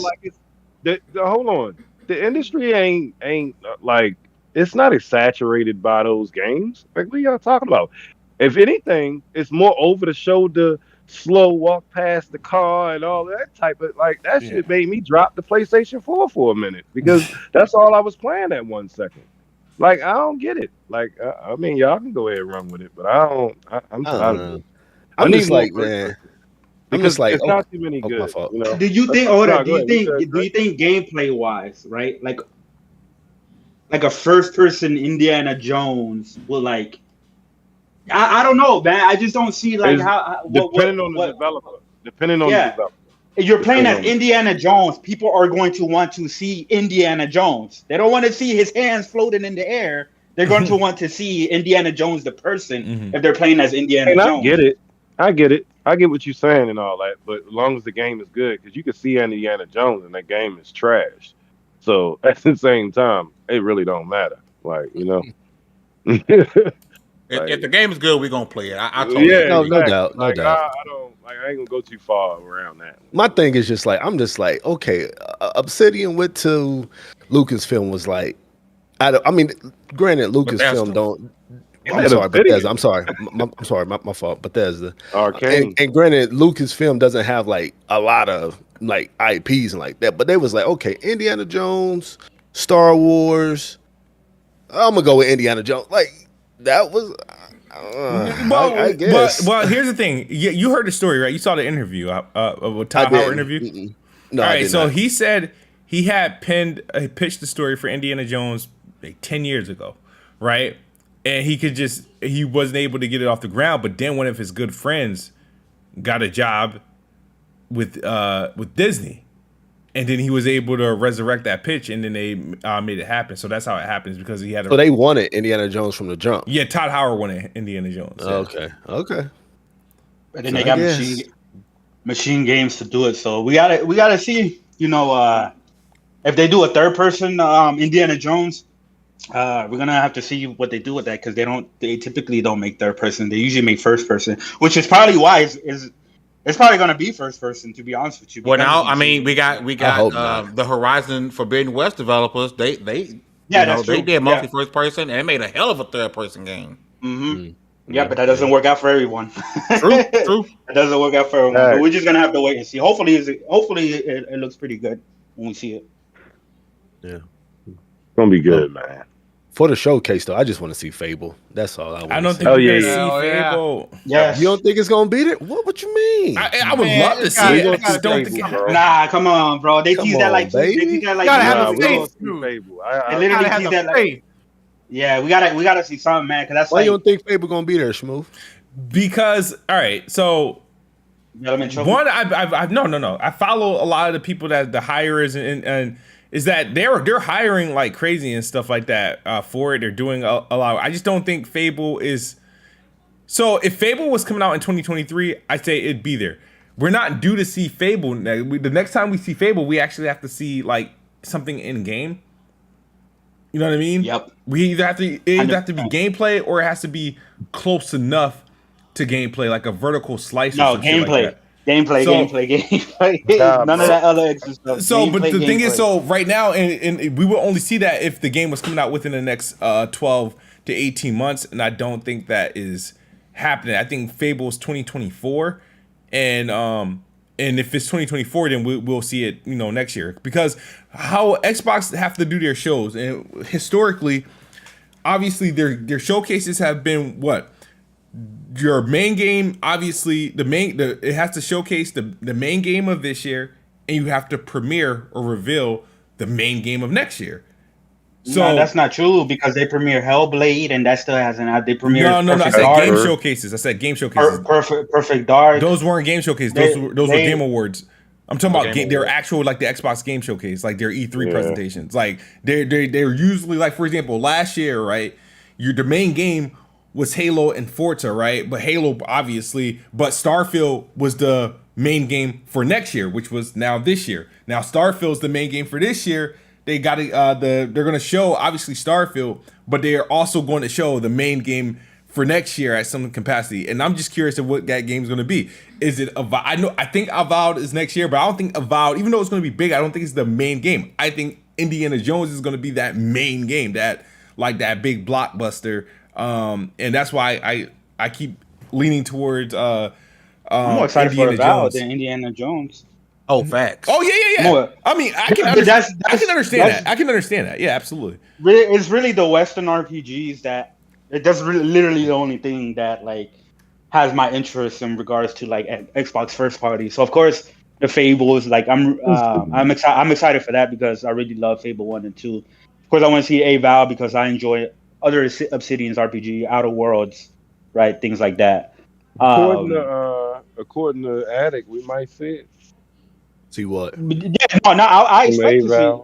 Yeah, I expect We're going to see see Avowed. That's just the expectation at this point. I expect. Then there's don't they have like other RPGs in the work or something like that? Like those are pretty much like the only games that I'm Outer actually Worlds interested. 2. Outer Worlds 2. Yeah, Outer Worlds 2 and stuff like that. So if they show like really dope ass looking State of Decay 3 RPGs and stuff like that, depending on when they come out, then I don't think State of Decay is an RPG, right? Hey, man, you got NXL's new game. NXL, yeah. NXL is rumored to be doing like, I wonder what Project Cobalt, first, I know they're doing Project Cobalt, which we all know what it is. And then there was to be rumored to be doing Bethesda IP. They're supposed to be they're rumored to be doing like a Fallout remake or something like that.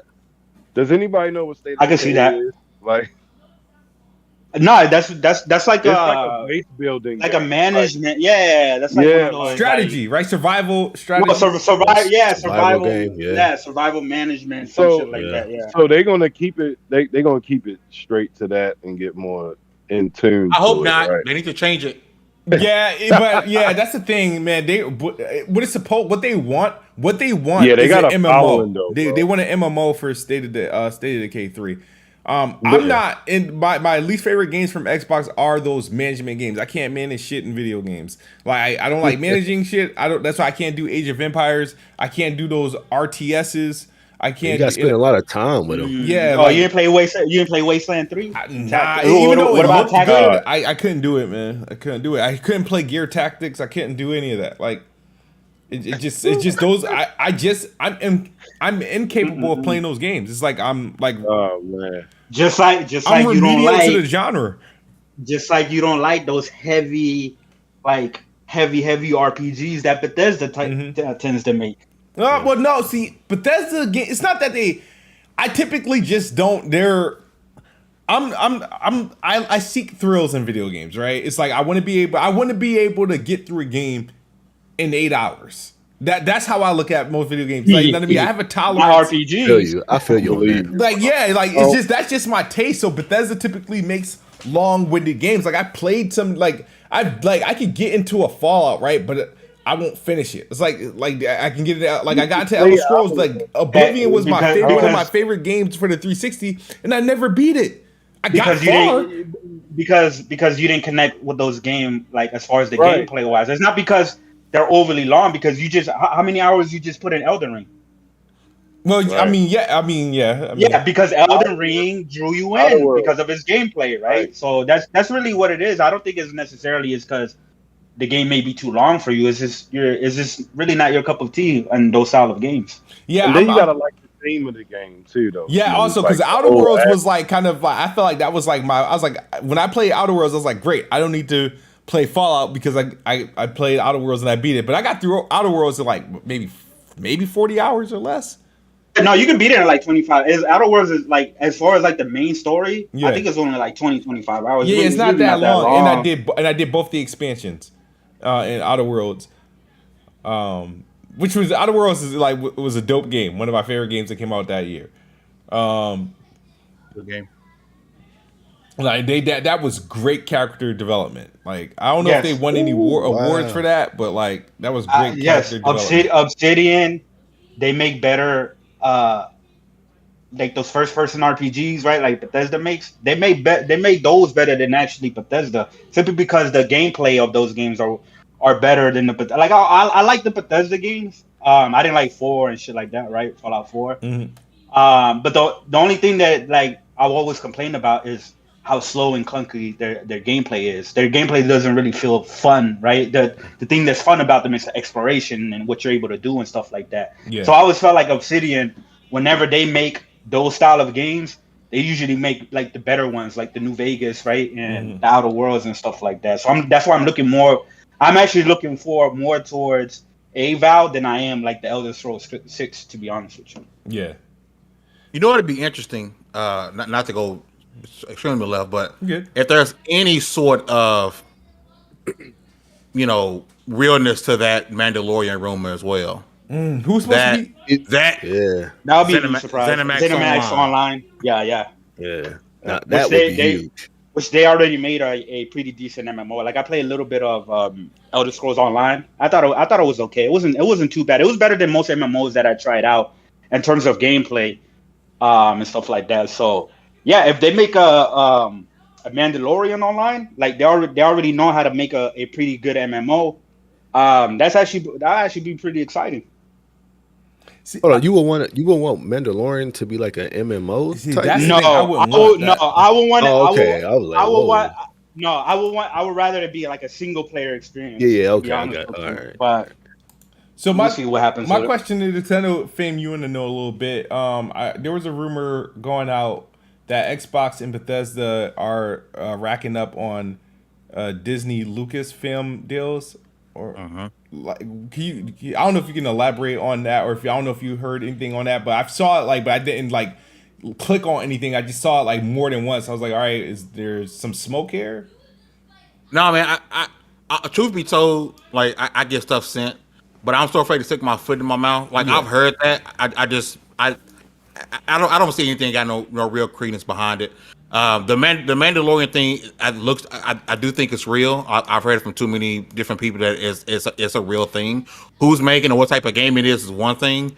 I don't think it's MMO like the original rumor was going. So between the Mandalorian and Indiana Jones, you can kind of see that, but I don't think that's going to be this big swoop of games. Now, hear me on this, and there may possibly be a Marvel game coming as well. I think that's real. I think it's more along the lines of what was that last Marvel game we got? Guardians of the Galaxy. No. The X-Men game. I'm sorry. Oh, Son. Oh, one of those type of games Yeah. Son, you talking about Son, the Midnight Suns or something like that? Yeah, the tactics game. It's not going to be something big like Spider-Man and Wolverine, but something like that is apparently in the works as well. So again, I do think some of those games are coming, but this big notion of, hey, Microsoft and Disney, this point, nah, man, that's not really the case. At least not from what I'm hearing. If I hear otherwise, of course I hit your DMs. But man, I'm so afraid to put some stuff that I get. I'm so afraid to put my foot in my mouth. I just kind of shut up and let stuff happen. Sometimes it's the best way to do it. It is, bro. Like, because I'm not gonna lie. That's one person in particular. I'm like, oh, bro, you get no point, but like, I'm still like, I'm afraid to go out and be like, hey, this is happening, and it don't happen, and I'm the one sitting there looking stupid, and I'm not gonna expose the person in my DM. So sometimes you got to sit down, shut up, and just be surprised. For sure. Yeah, but I mean, like I said, ever since PlayStation has done they obviously secure Spider-Man, and they did the whole thing with the Wolverine. It's like I've been Knights watching of the Old Republic. Yeah, Xbox to get on something like that. You know what I mean? Get on something. If you gotta go DC, do DC. If you gotta go some other Marvel Universe characters, you gotta do that, or get on something. You know what I mean? There's obviously like Star Wars is more everybody did like Lucas is letting everybody have at like some of their stuff. Like Ubisoft is working on a Star Wars game, EA's working on a Star Wars game. Who Is else? Quantum Dream. Quantum Dream's Yep. working on the Star Wars game. So it's like, all right, so these IPs, these licenses are available, right? For people to have access to. Marvel obviously has been working. What they've done, you know, they lent well, Spider-Man is one thing. They lent Wolverine to PlayStation. We know Nintendo got access to the Marvel Ultimate Alliance, and you know what? I don't Enix think got I don't a game think, or two games. I don't think Wolverine is going to be the last of the Sony exclusives neither. I just don't don't think so either. Yeah, I think they're going to Well, get they another already had one an as well, exclusive too. Iron Man game. Well, yeah, Oh, that was VR. that was for the VR. But yeah, man, Xbox definitely needs. I mean, they have the money. I mean, they have the money to make a deal and stuff like that. Even if it's not Marvel, or even if it's not DC, say WB Games just don't want to do an exclusive. Go to Image Comic, bring back Spawn, and have the Coalition do it. You know what I mean? Like, I think that would be dope as well too. That'd be dope as hell, but truth be Yeah. told, Microsoft's focus right now is new worlds. Like their focus on is having these studios make brand new IPs and brand new universes. Not saying I'm against them going out doing that, because that'd be super dope. But it looks as if Microsoft's focus right now is, you know, new universes, brand new worlds. We know they're not just with their first party studios. They got stuff for third party coming up with, I know, IO. They're doing a big game with them. It's supposed to be this, you know, this big open type game. Again, that'd be super dope, but I don't think Microsoft I don't think their primary focus right now is those type of. I think that they're wanting to create new universes and new worlds. Yeah. Which I can't don't know. complain of it. And that's cool and all, and they can do that, right? But they can also, you know what I mean, try to make some type of license deal with like a comic book hero or something like that. They need to do it with Almost Batman. like I think Batman is right there in front of their face. I think they might be trigger happy because of the AB deal, right? You don't want to be in the middle of that and then have somebody at the FTC say, "Well, wait a minute, this world known superhero Batman, you went and bought that license, now that's exclusive to you." Like I think they might not want to pull much triggers right now, but that Batman thing is staring Microsoft right in the face. Batman is staring them right in the face, and if you want to get some competition to the Spider-Mans and Wolverines of the world, you go get Batman, and you say day one on Game Pass, Xbox and PC. You're gonna shake the room a little bit. Yeah, but then who will make it? Like, we already got like the Rocksteady Batman, like the Arkham games and stuff like that as well too. So No, I don't know. You go get Rocksteady. You get Rocksteady. You go get another to make another. No, actually, this will be even better, right? And it has to do with Batman. Batman Beyond. Batman Beyond game. Isn't that the skinny Batman? Yeah, that's Terry McGinnis. Yeah, the futuristic one, the one in the future. I think a lot of people will get down with that, honestly. I mean, I hear y'all with the Batman. I hear y'all, but Marvel the hottest thing in the world right now. It is. It's the biggest global phenomenon going on right now, and that shit getting watered down, bro. The crazy part is Marvel's on top of the world, but DC has bigger superhero names. If you really think about it, Marvel's super dope, right? All the movies coming out. Bigger than Spider-Man, though? I think Spider-Man's the number one. And as far as popularity, like, Spider-Man is the number one most recognizable superhero in the world. Second, I think, is Batman. He's like Superman, right? Superman. Second, I think, is Batman, and then it might be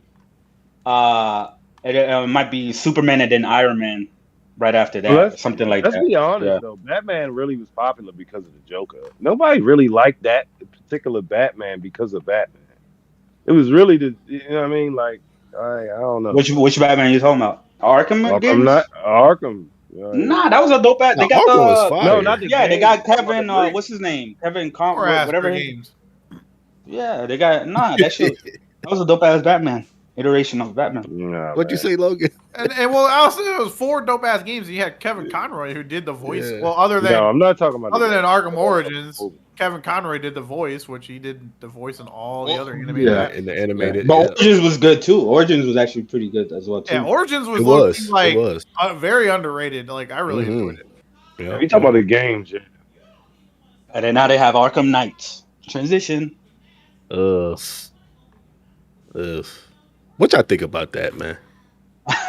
I'm sorry to take over, Smooth. No. I just wanted to get y'all opinion No, on that. I can definitely. I'm pumped for it. I mean, to me, Yeah. I didn't think it looked too bad.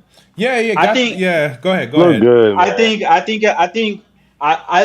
To me, right, the first showing, right, where it was Batgirl, I thought that showing was way better than the showing that they did with Nightwing and stuff like Same, that. Like, same. I don't know if it's some reason, like I'm hyped for the game and I'm gonna buy it, and but also another thing is like when it comes to the graphics and stuff like that, it looks good, but it doesn't really look like next gen for it to be like a next gen only game, and that's understandable because it was a cross generation game and they just Got that canceled it, last right? gen stench on it. Right, but yeah, other than that, man, I don't know. I'm rocking with it. Yeah, it definitely doesn't look like amazing or anything like that, but it looks like it's gonna be a fun time since they turned it into an action RPG. That's what I'm most excited about. That it's like, oh, we're getting a Batman RPG, right? An action RPG and stuff like that with multiple characters. So to me, it's really gonna come down to how well the story is written with the Court of Owls and how deep the mechanics are when it comes to the RPG side of leveling up your characters, unlocking new moves and things like that. And yeah, but I could definitely see why people are looking at it and they're like, ugh, it doesn't really look all too, next gen and things like that. But I'm looking forward to it. Yeah, I got to watch the gameplay. I want to say, was it? Damn, was it today or yesterday? I watched it. It was yesterday, Yeah. right? Right, so I watched it at the end of the day, like yesterday, and yeah, man, it looks like a cool. The game looks cool, but it doesn't look next gen at all.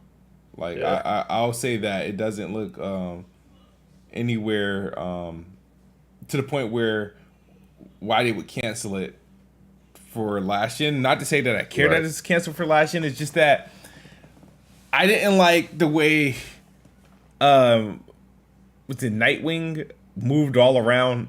Like when he's in his combat, I feel like his kneecaps were on skates. Like, and then Playing any of the other Batman games though, Batman been floating. He be flowing through that combat, dude. he do though. Like yeah, but that's why I'm like so shocked. the Like, thing do is people like not he remember these Nightwing games? Yeah, I'm is pretty sure it's the same engine and covering mechanics. like so much distances. It just looks odd. Have you played That's any of the Batman. other Batman games? Yeah, Batman. I played Arkham Knight and Dude. City. You glided through the combat in that game. Dude, you would go from one end all the way to like almost it felt like the other city. That's facts. Like that's what I'm saying. Like people Like forget. as big as Batman is, like that man had no weight. Dude, yeah, he floated like a butterfly. Yeah. Like my I thought just- process yeah. is that like I'm so messed up because like the whole time I was looking at the gameplay, I'm just like, this don't look better than Spider-Man. You know what I mean? Like I'm judging it against Spider-Man, and I know I shouldn't be. Because that's the standard.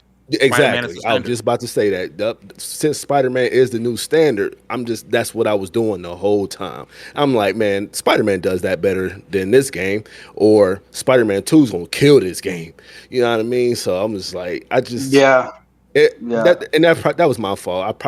I definitely shouldn't have compared it, to that. Nah, you good. I mean, it's natural, right? Superhero game, Yeah. which is a superhero game. It's not like you're comparing fucking, I don't know, Elden Ring to like Guardians of the Galaxy or something like that. But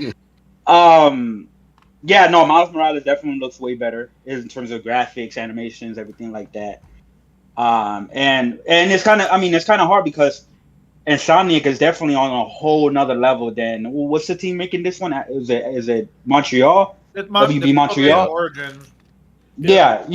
I mean, Insomnia blows them out the water in terms of quality and the type of games they make. So, yeah, we're just. I mean, I guess the I don't know. I'm looking forward to the Suicide Squad one too. So that's gonna be. I think that's gonna be the one that's the really good one. And I think that was next gen only too, if I'm not mistaken. Yeah. I think so too. Yeah. Yeah, but who knows? We'll see. I mean, I'll pick it up and give it a fair shot and everything like that because I do like the Arkham games. So Yeah, yeah. Watch it. the WB Studios, I know everybody wants them to grab like them supposedly like selling off or trying to get rid of studios. Their studios take forever to make games. I think about it. They don't produce outside of the Lego team and like NetherRealm. Them dudes do not produce. But like that's why it's surprising that like a game like Gotham Knights like doesn't look as impressive. Like even like the character models when they took their mask off and stuff like that. Even the AI. You know what's crazy? Cheap. You know what's crazy? Yeah. The Hogwarts Legacy, which is a cross-gen game, looks better than graphically, right? Looks better than Arkham Knights. Oh yeah, I forgot about Hogwarts Legacy that's coming out. Yeah, in my opinion. Yeah. Yeah. Yeah, it does. It does. What engine are they using though, Art? I'm not sure. I mean, it's on the Switch, so I don't know. Like that's the crazy part about it. It's a game designed around the Switch. I bet it's like using Unreal or something. Yeah, probably. Something that I scales because that's crazy. Well, yeah. I mean, the Arkham games don't they use Unreal? No. Yes, Sure? yes, they do. Yeah. Arkham. All the Arkham games did use Unreal. Yeah, Unreal Arkham Engine 3. Yep, Arkham Asylum and all them use Unreal Engine 3. I think Arkham Knight also used Unreal Engine 3. So I don't know which. I think this one is on Unreal Engine 4. Maybe they need to switch it to Unreal Engine 5 in the later. Who knows? Yeah, but then we have the Monolith soft, because you said NetherRealms, right? Which I think NetherRealm is about to come out with another fighting game. I think Mortal Kombat 12. But then you had the Monolith soft guys. They did the Shadow of Mordor and Shadow of War, and they haven't done anything since. Oh no, you know what? They're working on that Wonder Woman game, aren't they? Yeah, I forgot they got rid of it. Yep. So Hogwarts Legacy is using Unreal Engine. You said Hogwarts is on the Unreal? Yep. Yeah. Oh, and I hope they use that Nemesis system for that Wonder Woman game as well too. And isn't that like patent? Yeah, but it's patented by them. They themselves. Oh, okay. Yeah, Monolith Soft is the one who created that. So, so I would assume. I hope they don't toss it off to the side. Like I would assume that would be dope. Game, but I don't know how they will do it in one. Like, what would it be like? Other Amazons or some shit like that? Like you got like Dark Side, and you got you could throw in some of the lesser villains probably. Yeah, but that's what I'm talking about. Like the lesser. Remember, because that's the whole thing with the Nemesis system. That if you get your ass whooped by like a lesser enemy, that lesser enemy will like turn into a lieutenant, and then he'll turn into a general. So. Okay. Yeah, I just saw something come across like the Avatar game is supposed to be coming no later than March 31st, 2023 from Ubisoft. We haven't. I don't have faith in that game. I don't have faith in that game at all. Yeah. And was it? Hold on. Speaking of Ubisoft, wasn't the people who made the Division? What do they call Massive Entertainment or some shit like that? Private Division. Oh, I'm never mind. They're the ones that did what? Division. They did the Division. Yeah, they did Division 1 and 2. Aren't they making like a open world Star Wars game as well too? Oh yeah, and okay. They are, because I did see their logo on one of those licensed games coming up, and it might be Star Wars. Yeah, it is Star Wars because they're making a Star Wars game as well. That's Star Wars. That's the Ubisoft studio that's doing it. It's massive. You're right. Yep. Speaking of Star Wars, did y'all see that article that came out today about Fallen Order and how they wanted to make the lead character either a woman or a black lead, and they got shot down? Y'all see that for real? Yeah. Nah, I didn't know that. That's crazy. Yeah, I saw that. With your Fame, your thoughts on that? 'Cause I mean, is anyone actually honestly surprised? I mean, I'm not surprised. I can see they've been leaning that direction because they it's like when you look at games like Battlefront 2 and you look at games like even the Jedi Fallen Order with the the characters that they had there, you can see, I wouldn't have been surprised that if I would have saw it and then given the movie and whatnot, right? I wouldn't have. Unfortunately, just like the movie industry, the games industry is still fearful of a black lead in a video game. Yep. They don't believe it'll sell. They didn't believe Black Panther would be a good movie. You look at anything. There's plenty of documented leaks of people talking about certain companies that refuse to do. Hell, Bad Boys almost was not made because they said, "Hey, ain't nobody gonna watch a movie with 2 black leads." The video game industry is the same way. Yes, we got games like Forspoken coming, but I mean, really think about all of the top games out. The only way you have the black lead is if it's a creative character. Right. So I'm not shocked at all because they don't believe that it would sell. Which is crazy though. It's so crazy because if you look at the movie industry, like we sell like crazy. Black Panther, Bad Boys 2, anything Denzel, we can put asses in seats. You know what I mean? So I mean, we Miles show Morales, up, we show out, we spend our money. Right. Yeah, Miles Morales. That sold like Miles Morales, exactly. So, but Miles has the advantage because he's a Spider-Man, right? So, yeah, true that. Yeah, that and he had the black and the Latino crowd there.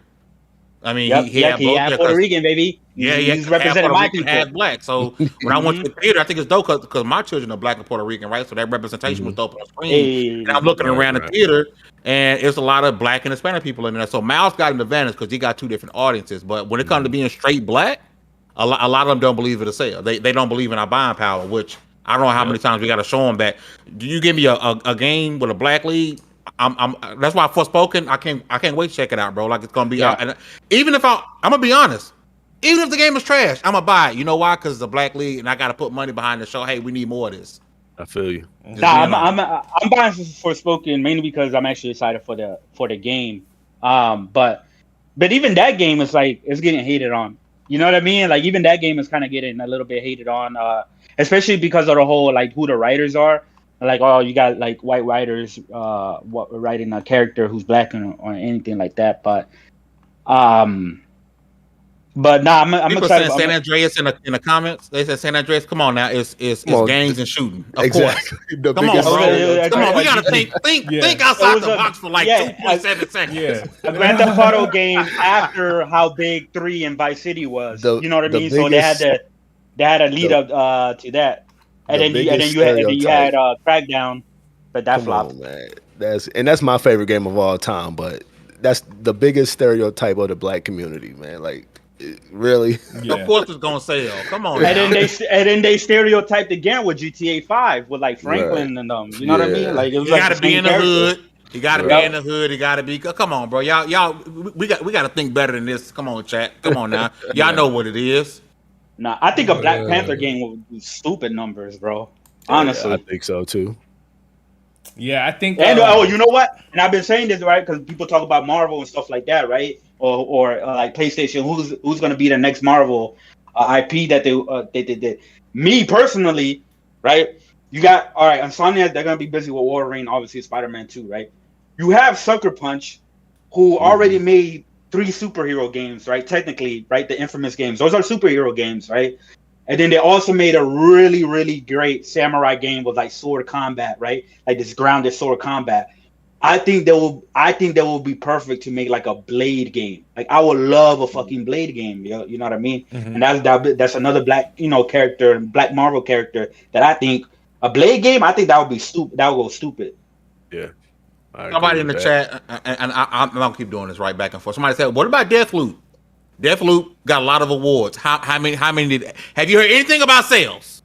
Nah, the game didn't sell that much. It didn't sell well. Yeah, bro. I enjoyed it. To be fair, but hold on. To be fair, Fame, it was limited to. I mean, it's also on PC, but being only on PS5 as well is limiting the audience as well too.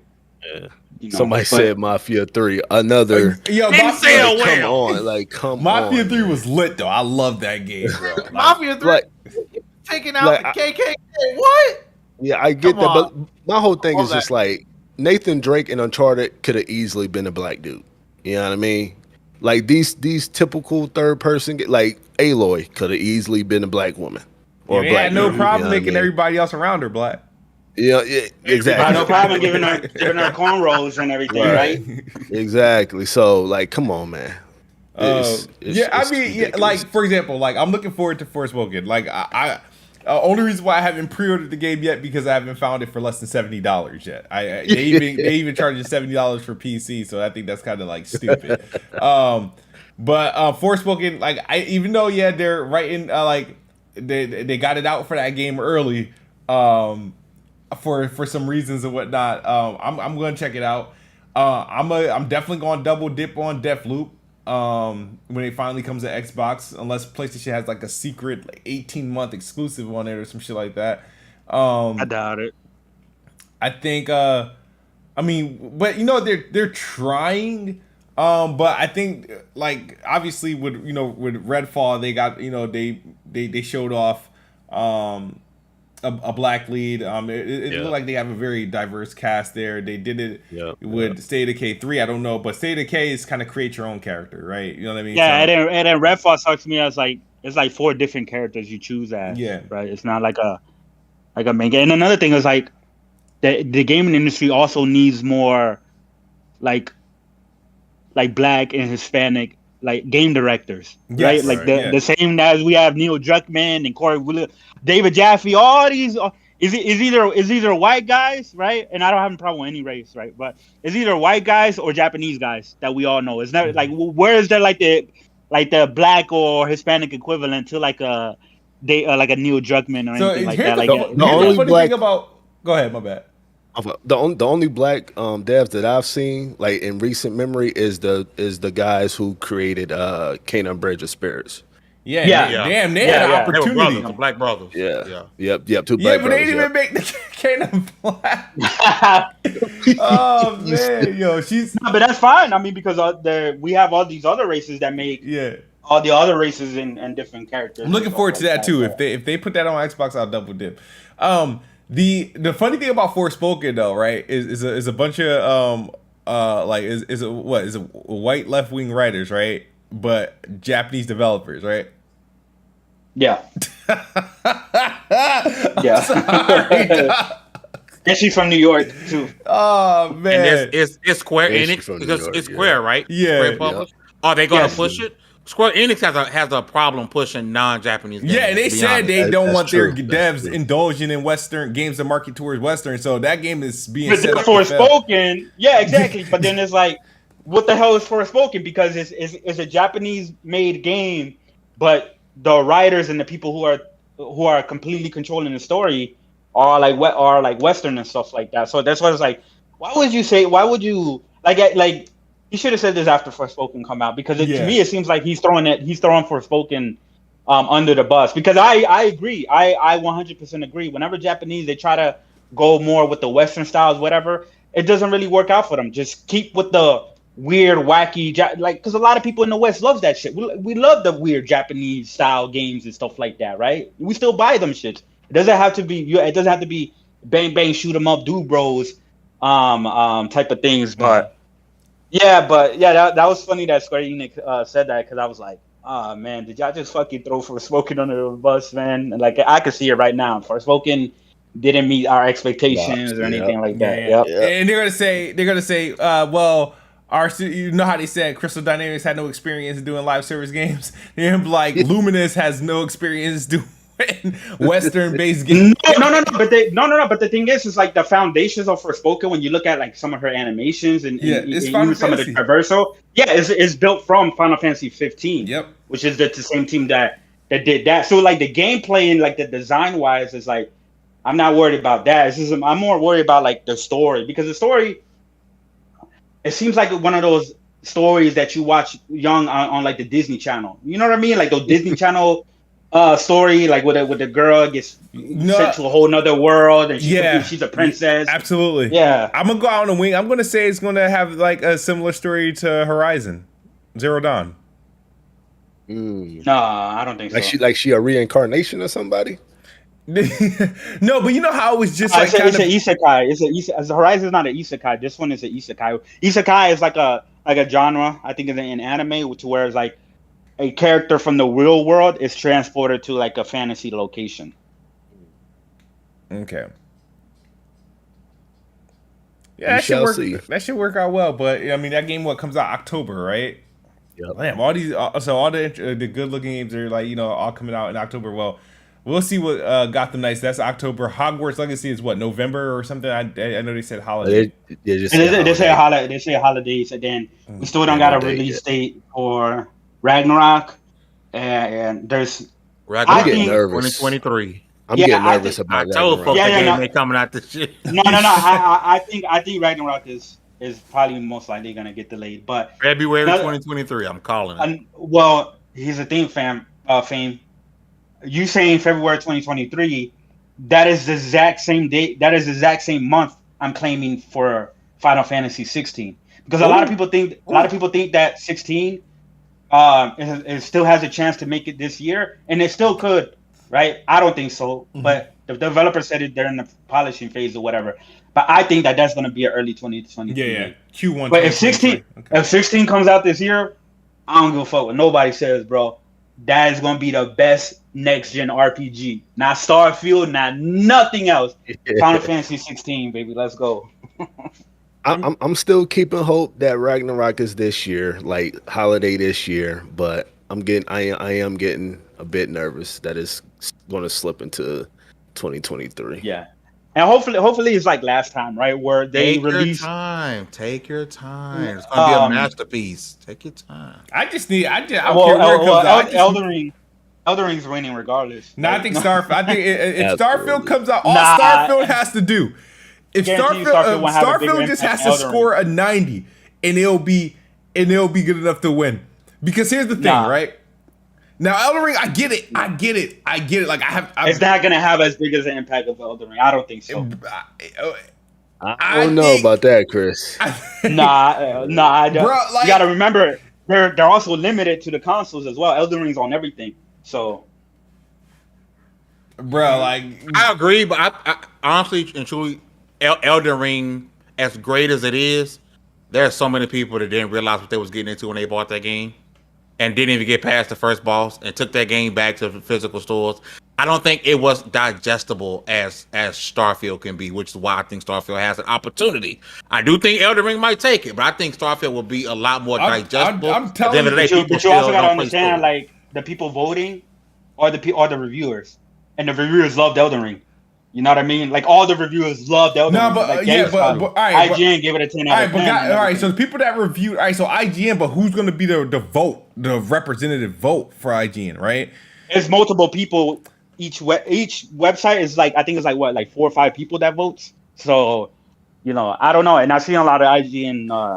I think Elden Ring. So I think right now the prohibitive favorite is Elden Ring, but I feel like I feel like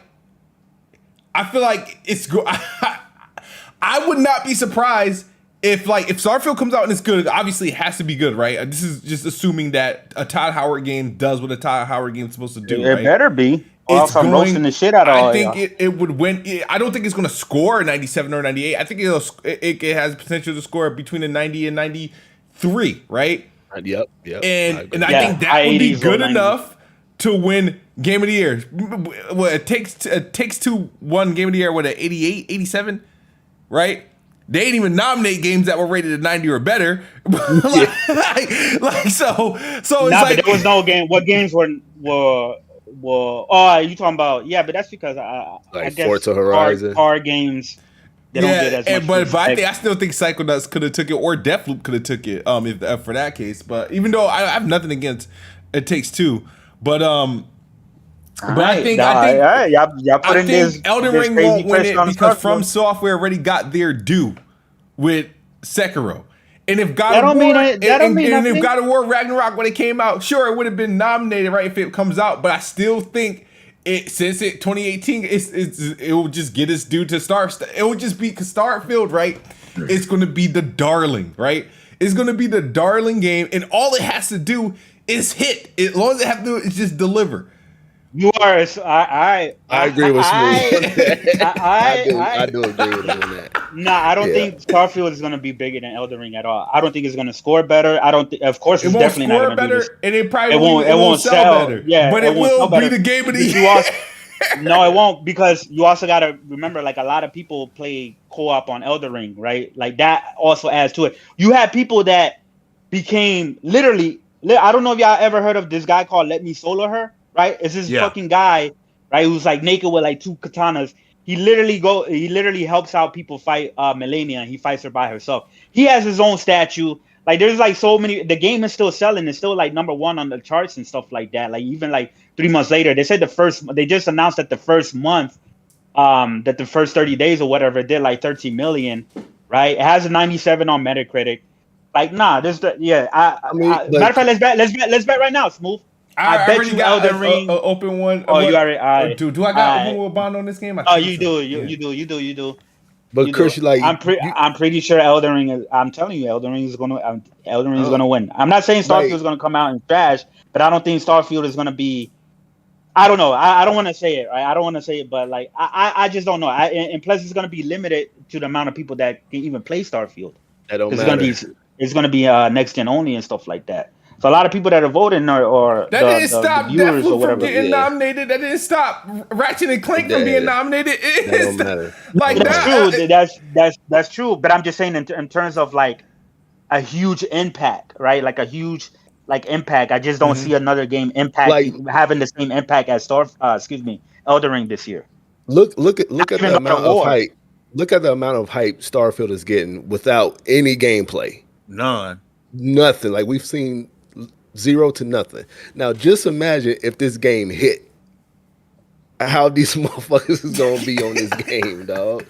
Yeah. Yeah, I mean, if it's a great game, it's a great game and stuff like that. But we'll I don't know. We'll just see. But I personally don't. The way Elden Ring is in From Software is now like the media darling right now, right? And a lot of people are pissed off about that too, right? But that's a whole nother story. But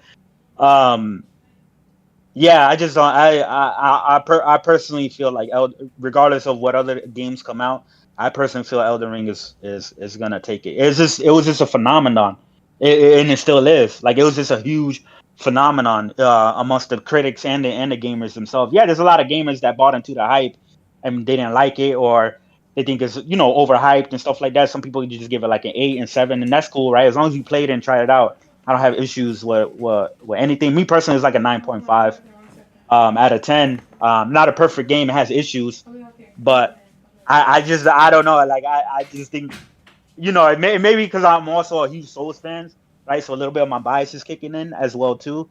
But just seeing how everybody reacted to it with the reviewers and stuff like that. Starfield has an uphill battle, and Starfield has an uphill battle already because it's a new IP. Everybody thinks this is going to be like a Skyrim hit, and people keep forgetting. It's like Skyrim was the 5th Elder Scrolls game, right? So it had a build up to it. Fallout 3 was the 3rd Fallout game, so it had like somewhat a build up to it, even though most people never heard of Fallout, right? But they knew who Bethesda was at that time, right? So Starfield has a new IP. It has a lot to prove, but hopefully what we see at the Bethesda showcase, right, bringing it back, hopefully we get at least 15 to 20 minutes. That's what I'm expecting, at least 15 to 20 minutes of gameplay. And what they show looks really dope, and we'll see from there. But at the same time, like we can't really. I don't even know why we're having this conversation, because we really can't gauge how Starfield is gonna do until we actually see what the fuck the game is gonna play like. Until next month. It's all going down next month. If we see something good and it looks good, we get good gameplay. Actually, isn't it a month from today? Or Yep. The month from Yeah. Yeah, about like 31, 32 days from now. All I know is if God of War Ragnarok come out this year, that's winning game of the year. It don't matter. Elden Ring, Starfield, they can do whatever. God of War is like, for me, that's like the only other game. If bar 16, if 16 comes out this year, then that's just, for me, that's beating everything. but bar 16, Elden Ring is currently my game of the year, and I play Horizon, which is an amazing game as well. But God of War Ragnarok will be like to me, as far as the rest of the games that we know that's coming out this year, God of War Ragnarok is like the only one that for me personally can like be tied with Elden Ring or possibly surpass it for me personally. So we'll see. We'll see, for sure. Wow. Well, They ain't gonna have to repeat a boss fights in God of War. We shall see. So I'm looking forward to it. So like I said, over the next couple weeks, I feel like we're gonna hear more about summer events, summer programs. We know Xbox is already teasing the stuff that they're doing. Jeff Keighley is gonna be tweeting a lot. I'm pretty sure we'll hear from PlayStation soon. Whenever if they do something.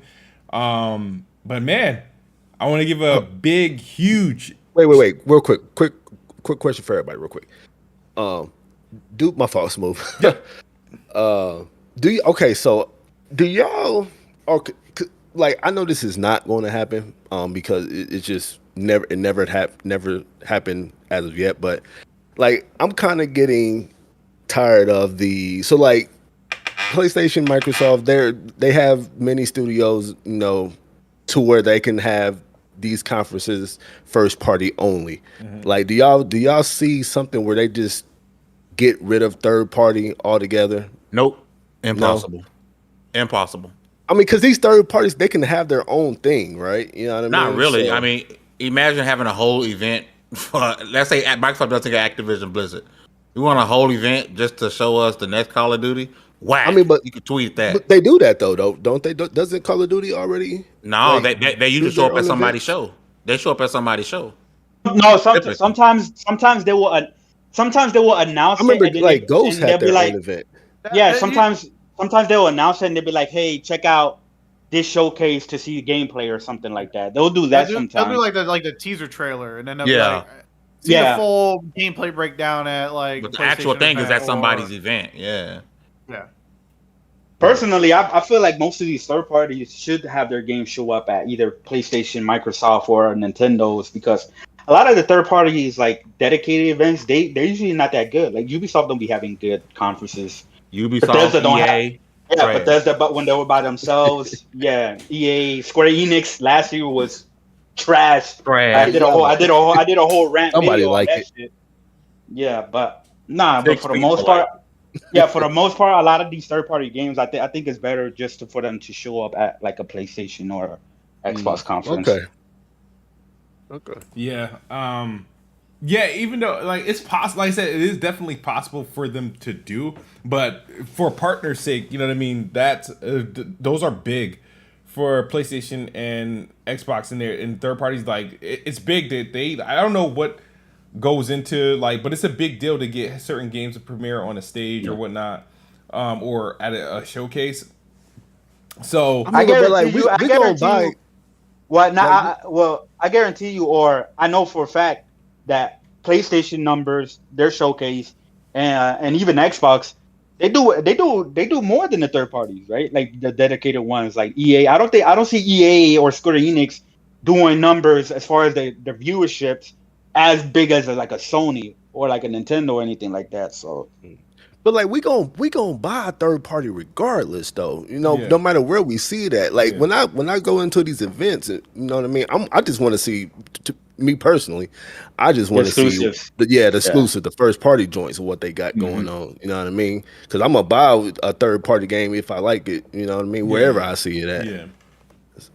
Well, that makes sense. Yeah, I don't think they'll do it, but I see where you're going with the amount of studios that they got. If they on average show about 25 to 30 games a show, they have just as many studios on average of many games they could. But I would say, especially now after this Activision deal, technically Xbox won't have to show third party if they own like a good percentage of third party publishers. Right. Yeah, but like the thing about that, Dre, is remember the last Sony conference, they only showed I think it was like 4 first party games, right? It was Spider-Man 2, Wolverine, GT7, and God of War Ragnarok. Yeah, so that would have only been like a 15-minute presentation if it was just only first party and no third party. Then we got third party surprise, like a Knights of the Old Republic. Being exclusive. That's true. Yeah. All right. With that being said, I want to give a big, huge shout out to Fami and T of Level 1 Gaming. Appreciate you coming through. Indeed, and spending the day here. Tell your podcast mates, My bad, but thank you. No, man. They enjoyed the time off, man. Because again, people on their podcast, they also write, they edit, they're going out to these conventions, they're booking interviews. So they was happy to have the day off, man. So I really appreciate you, you and the panel, everybody, man, for welcoming me here, man. Definitely got to make it happen again for sure. Absolutely, definitely. So I'll be checking. I gotta go check out that Eiyuden review on the site. So I'll definitely do that. You got anything going on that you Because I mean, I be seeing you on Unlock every now and then. So I mean, I'm like, yo, man, shout out to Unlock, man. It's always a blessing when they invite me over there. I'll be back over there here pretty soon. It's always a blessing to be over there with those guys. Next thing I got to really come. I'm actually about to go on vacation, so I'll be walking away from everything gaming for a little bit. Then when I get back, I actually just will be at DreamCon, man. We got press passes to DreamCon, so we'll be doing all the live coverage there, man. So that'll be next big thing for us is a DreamCon. But right now, next thing for me is to take some time off because it seems to be nonstop since the year started. Yeah, absolutely. Is DreamCon RDC? RDC, yes, sir. Yo, nice. Sweet, that's dope. What's RDC? What? You don't know RDC? You don't know who they that's are? cap, bro. Are Ain't no way. you talking about baby. the dudes that make those videos? Yeah. I know they had their own convention. Yeah, DreamCon. Yeah, Everybody they're gonna be out huge. there, bro. Yeah, they're huge. Oh, okay, no, I'm about to say, I was like, is what is that? That has to do with the them. guys who make the the NBA, the NBA joints. Yeah. I watched this. I didn't know they had like an actual convention or anything. Yeah, it's at the esports arena we got next to the Cowboys and Texas Rangers Stadium. Oh, okay. And we just got approved for our passes the other day, so that's our next convention, man. But yeah, RDC one, man, those dudes are huge, man, and they're actually from out here in Texas. So for them to have their convention in Texas is dope. Yeah, that's what's up. You're cool. I love their content, yo. I love it. Freaking hilarious. Yeah. they funny shit. Man, Dre the Great, man. What you got going on? Yep. Not much, man. You know what I mean? Playing games, though. That's really it. Oh, shout out to my wife. She did have our child last month. Oh, congratulations. Congrats. Yep. So, yeah. So yeah, that's it, man. Man, how you got time to double me up in games then? You got a newborn around. Well, thing is, he is still. So he was a preemie. Okay. So he's still in the NICU, and so I'm not up there every day. Gotcha. But yeah, so that's going. Yeah. So and plus I work from home too. So yeah. You know what I mean? So yeah, but that's it. Definitely nice to meet you, Fame. Hey, appreciate it. You know what I mean? So definitely nice to meet you. And yeah, man. That's it. I ain't doing nothing, man. Chilling. Thank you for having me. Nah, anytime, man. Anytime. Logan. Yo, what's up, guys? You just catch me over on Twitter, where I'm posting all my games. Ole Man Logan. LV1gaming.com where he writes. And LV1gaming.com where I write, where I'm going to be getting back into do some stuff there. Okay. And Righteous. Yeah, man. Shout out to all the viewers coming through. Hit the like button, share it out. Shout out to Fan from guesting. Glad to talk to you, bro. And yeah, shout out to Dre, Old Man, Smooth. And yeah, just follow me on Twitter at Chris Righteous. I do spaces sometimes, gaming spaces with no drama, and just talk about games without all the other bullshit. Right? I do that That's sometimes. supposed to be, yes, sir. Yeah.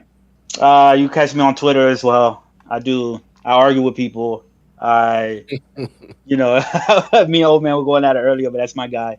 And I post gaming opinions and shit like that. But that's about it. All right. Well, appreciate you guys. And I be coming after Smooth's neck. Not all the time, but I be coming after his neck sometimes. Yeah, almost all the time. Nah, there's only certain most of the shit you say, Smooth, I just ignore and I just laugh. Sometimes I even like and retweet your shit. But there's other shit that you said that I'm like, what the hell are you thinking, Smooth? You're not using your brain. Oh man. But appreciate everyone for coming through and watching. Appreciate Fame, Surgery the Great, Logan, Chris Righteous, everybody that watched, that appeared in the chat, Saltiest Gaming, Bless Red, a few folks that came through. Definitely appreciate it. But man, as always, shout out to Verge Brizzle as well. But as always, guys, thank you. Xbox is the best box. I am the best spot. Good night or good morning if you're on the other side of the globe. We are out of here. Peace.